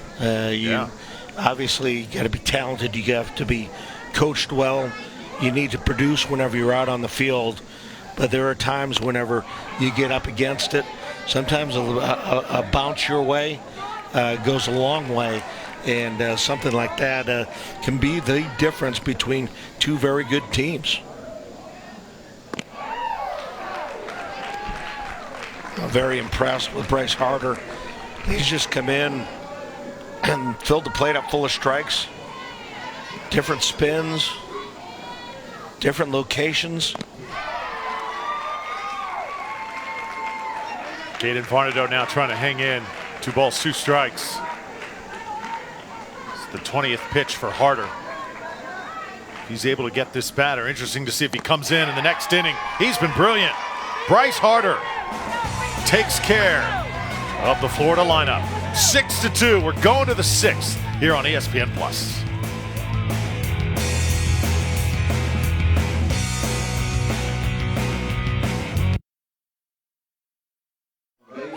Pitch count stands at 20.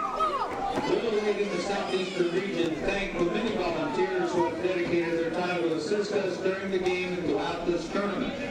The countless hours and hard work provided by volunteers allows us to provide a wonderful tournament experience for everyone. Thank you to all the volunteers of the 2018 Southeastern Regional Tournament.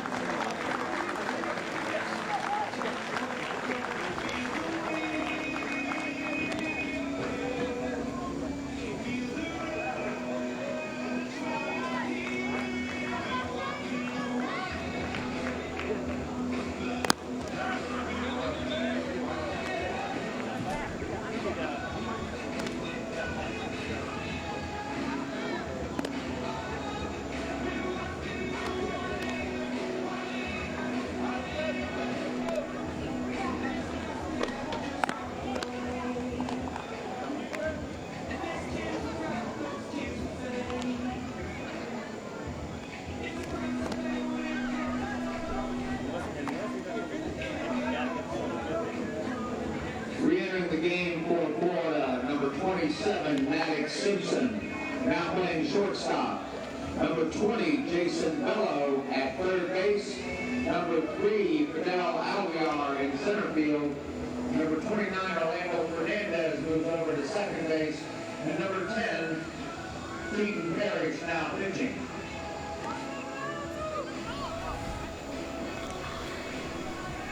Well, if you're looking for training and information for coaches, umpires, league volunteers, and parents, look no further. Get free backyard tips, practice plans, drills, videos, and much more. Go to littleleagueuniversity.org today. In the 6th inning we go. Here in Warner Robins, Georgia. Florida trailing by 4 runs. South Carolina on the brink of advancing in the winner's bracket. Luke Parker has had a key role. Keaton Parrish, the new pitcher for Florida. He replaces pretty good body of work from Maddox Simpson.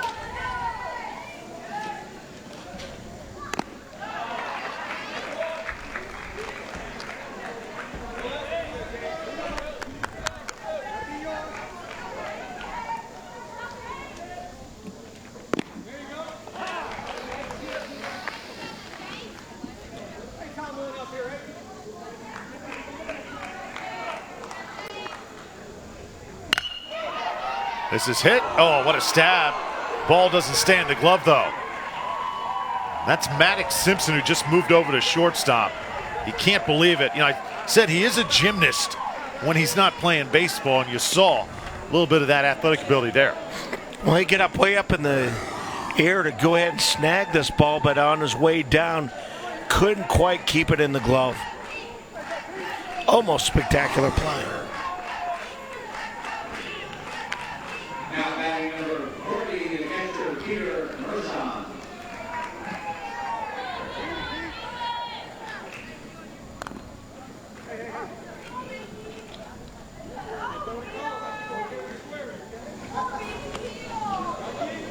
Other defensive changes for Florida. Jason Bellows moved to third base. And Orlando Fernandez right now at second base. Here's Peter Mershon.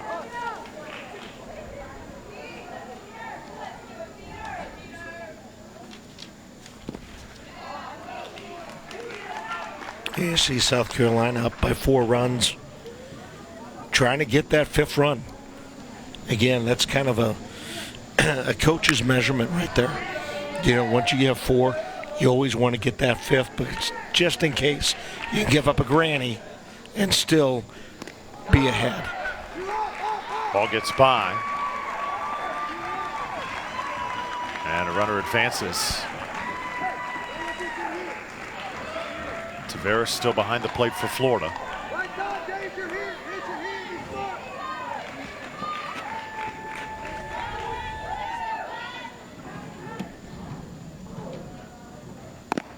Mershon watches a strike. Peter Mershon at the plate for South Carolina has got one of the better nicknames. He goes by Uncle Pete.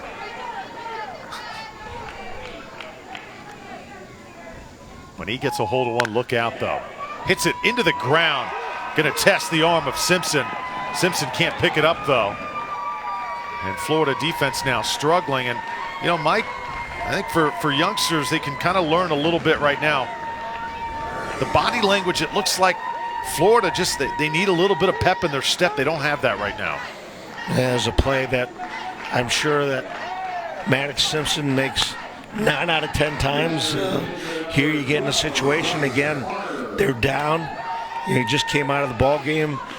giving up 6 runs, maybe a little down on himself, and that's something that's very, very difficult. I don't care how old you are, but especially at this age, before a good deal of maturity hits you.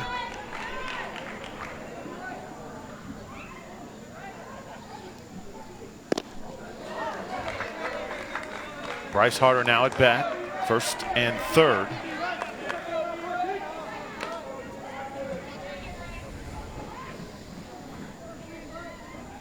Simpson really playing deep at shortstop right now.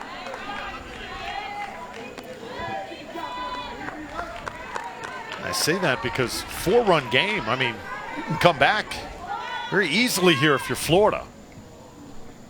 A couple base runners, 1 swing of the bat.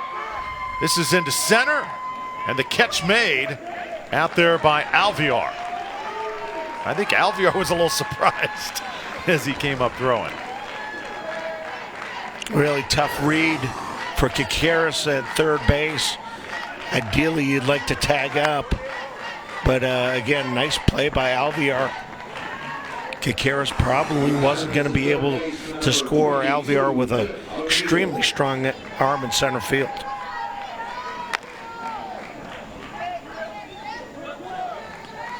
It's a big out for Florida. Now it's Trip O'Neill.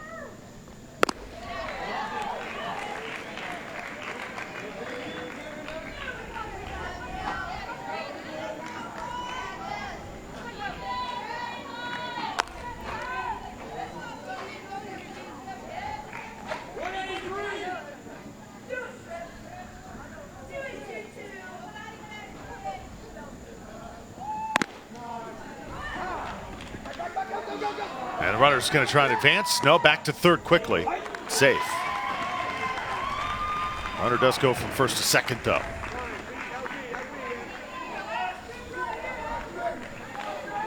Almost a disaster. Pitcher Keaton Parrish put the glove up, deflected it. Heads up, Maddox Simpson picked it up quickly. Misses inside, 2-1.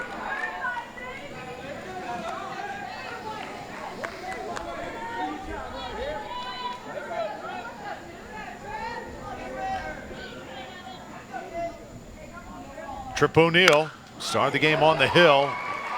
Florida's defense right now just can't hang on to the baseball. Everybody's safe. Another run comes in, and it's 7-2. Yeah, Leonardo Fernandez did a good job just getting to that ball. Really no chance at getting O'Neill. But if pitcher Keaton Parrish picks up that ball, got to think that he's going to have a chance to knock off or cut off that run. Get that 2nd out somehow. Ball was like a hot potato. Now it's Tulos.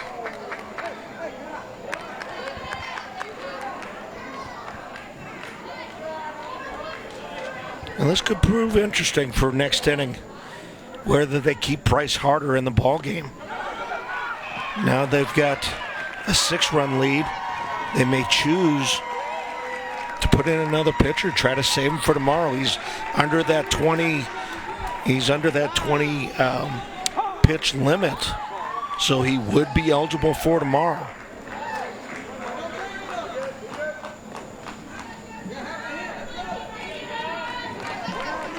And when you are eligible tomorrow, you're eligible to throw as many pitches as you want outside the 85 or inside the 85, correct? Keep that in mind. Here South Carolina has an 8-2 lead. Because if you do win tomorrow in that winner's bracket, you got Sunday off. You can go to the beach. Or at least the closest one. Here to Warner Robins. Hilton Head's not too far away, right? I guarantee you, teams will not be at the beach. They'll probably be hanging out here at the ballpark. I gotta think, Drew, maybe Jacksonville's beach. Hey! Why not? Well, let's just say the hotel pool. There you go. That'll do. No swimming restrictions on days off. Tulo standing in, 2-2 count. Parrish working on him. Misses low.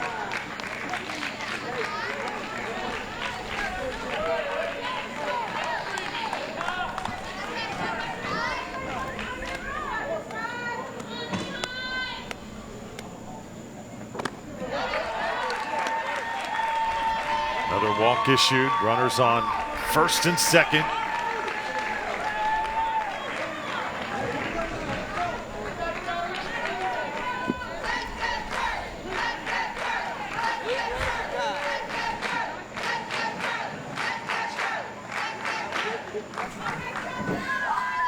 Charlie Marchbanks coming up for South Carolina, and we're going to have a pinch runner. Luke Parker's going to get a chance to run. Bill Harder giving him instruction over there. Luke Parker. Number 10, Charlie Marchbanks.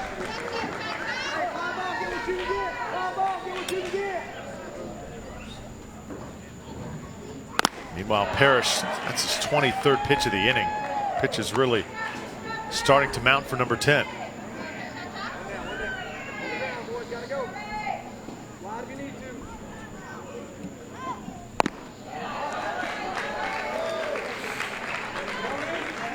Yeah, what we've seen tonight so far from Florida is just pitchers not aggressive enough in the zone. That hit him. That's the second time Marchbanks has been hit today.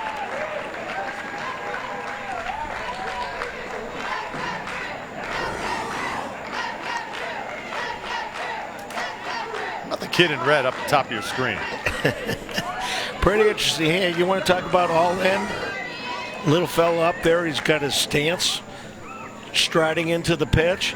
Surprised he didn't fall down after pretending to get hit.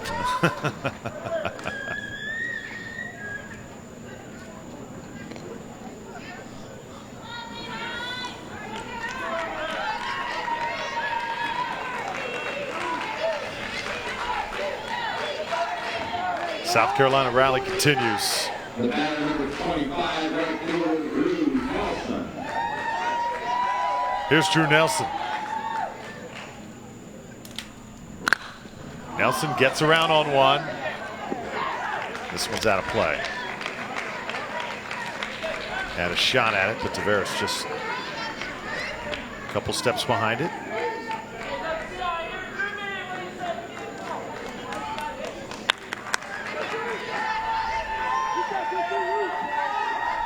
South Carolina leading for most of this game.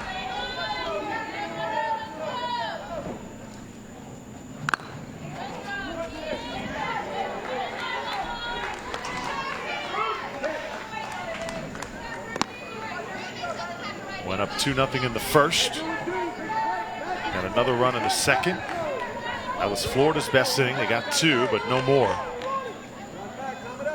South Carolina's just been building from there. Well, taking a little bit more or too much time. Drew Nelson getting uncomfortable. Asking for time. Umpire doesn't have to grant it, but he did that time. Now Parrish goes outside with it. That was a great pick by Evan Taveras. Catcher's really had a long night tonight.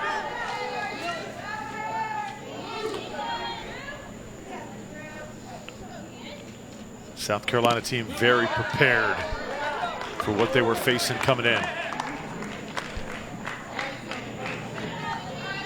He put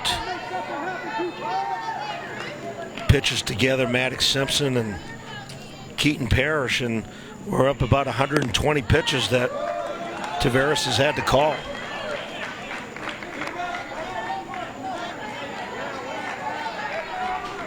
See if Parrish can bring a strike here. Drew Nelson digging in. And ball 4. Runs continue to mount.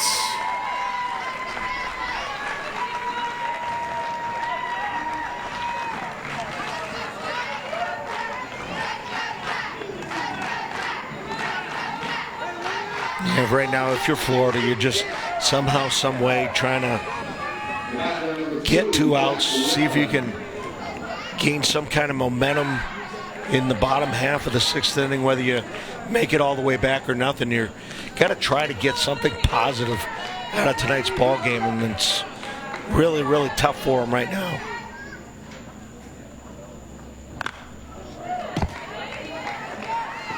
Jack Weiland gets around a little late there.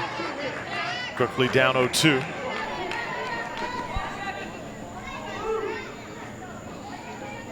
Florida will have one more chance. See if they can get some offense going in the bottom of the 6th.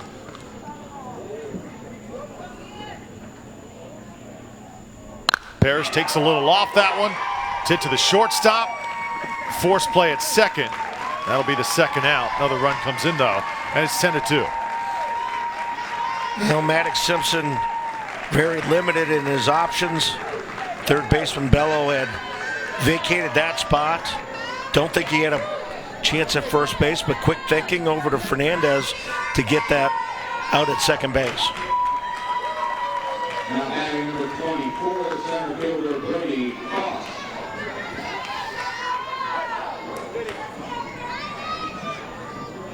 Brody Cross now. Cross fouls it back.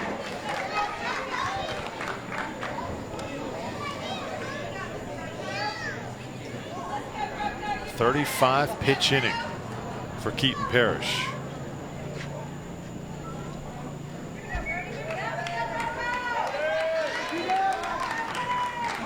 '50th anniversary for Northwood Little League, representing South Carolina. This obviously another special group. They turn them out year after year.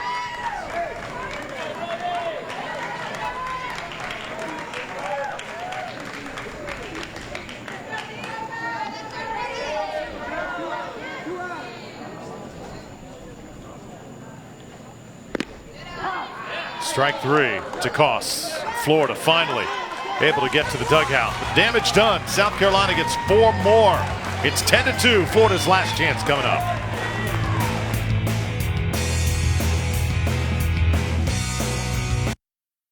Carolina at the top of the 6th inning. 4 runs, 2 hits, 1 forward air, 2 runners left on base. Pitch count is 37.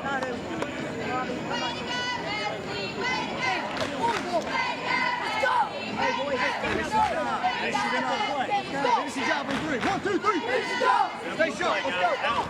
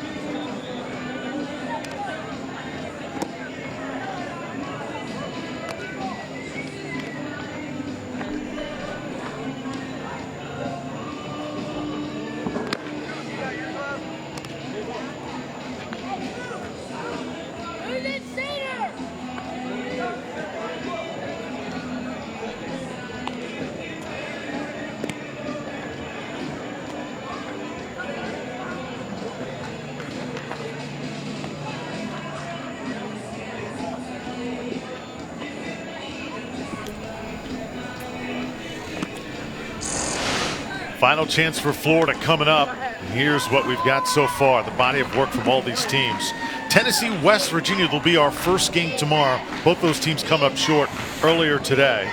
They've got North Carolina awaiting the loser here. It's likely going to be Florida, barring a miracle. Georgia and Virginia, 2 winners, taking on Alabama and likely, most likely, South Carolina. The surprise team of the day, though, clearly that Alabama team with that 10-run rule win over North Carolina.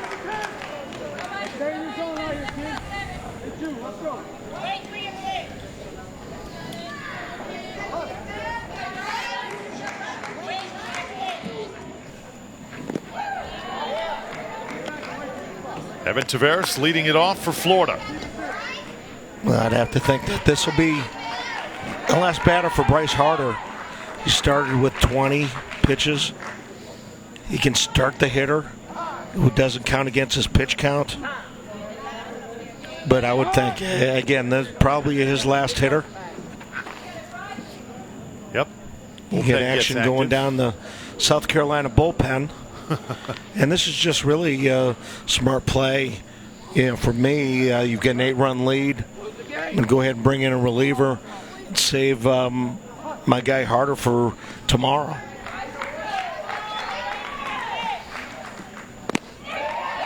Nice pitch to Taveras.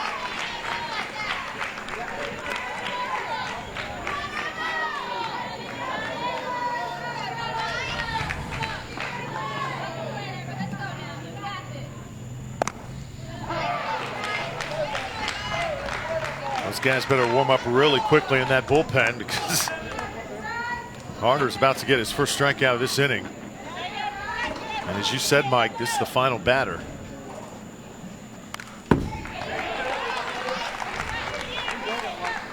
You know, Taveras isn't shy. He's certainly swinging at it hard.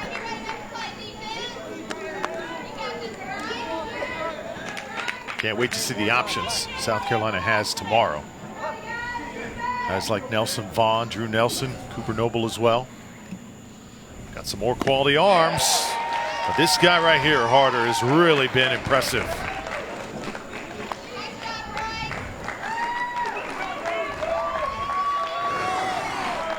Now take a look. Location, location. Fastball down and away. And it looks like Harder's going to stay in the game. So it looks like what we thought was going to happen, not going to happen here. And this could be maybe the final batter. So if he comes out here, Mike, after this hitter, then he has a one-day rest. 2 quick outs.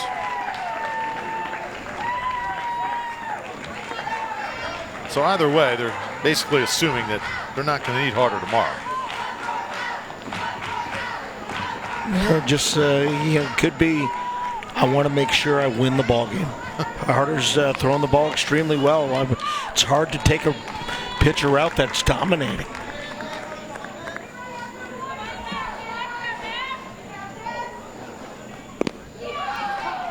Parrish, the final hope for Florida. Lehigh Acres never been here to Warner Robins as a Little League program. Never forget tonight's experience for sure. That one is just foul.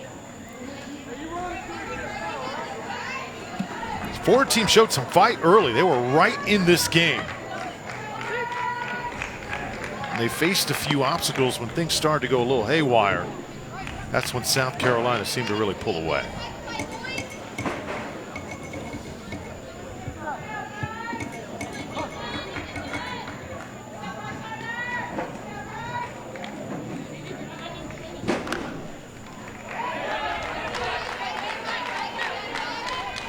Parrish down 0-2 now.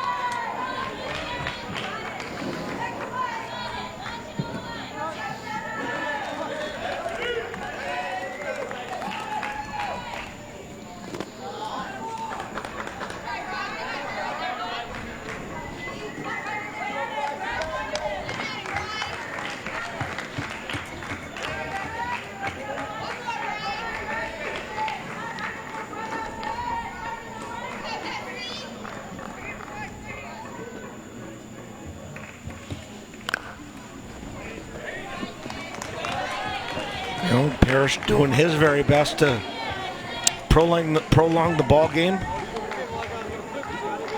Yeah, I think just something about making that last out. It's it's whether you're walking back to the dugout with a strikeout or grounded out or whatever it is. It just feels like a little more failure than regular. Hits it into right field. Well done by Keaton Parrish. It's the best at-bat that anybody for Florida has had against the ace, Bryce Harder.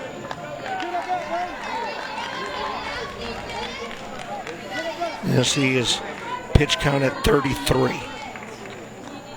I got to think this has got to be the last batter. Unless he happens to give up a base hit. in the next 2 pitches. Certainly you don't want to lose them for 2 days. Not with an 8-run lead.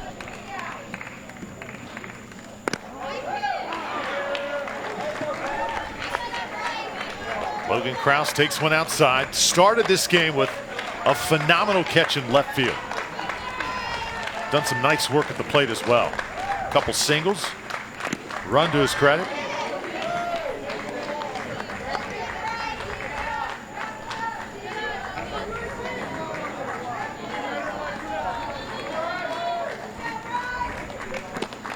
Krause waves at that one. Does not go, says our first base umpire, David Noble. And take a look, and yeah, I think it's a pretty good call. Yeah. That pitch drops right in there for strike 2 and 2. Kind of the measuring stick as an umpire is not so much the hands, but where the bat goes across. If it goes past home plate, a lot of times you'll get that call. South Carolina fans on their feet wanting this last out.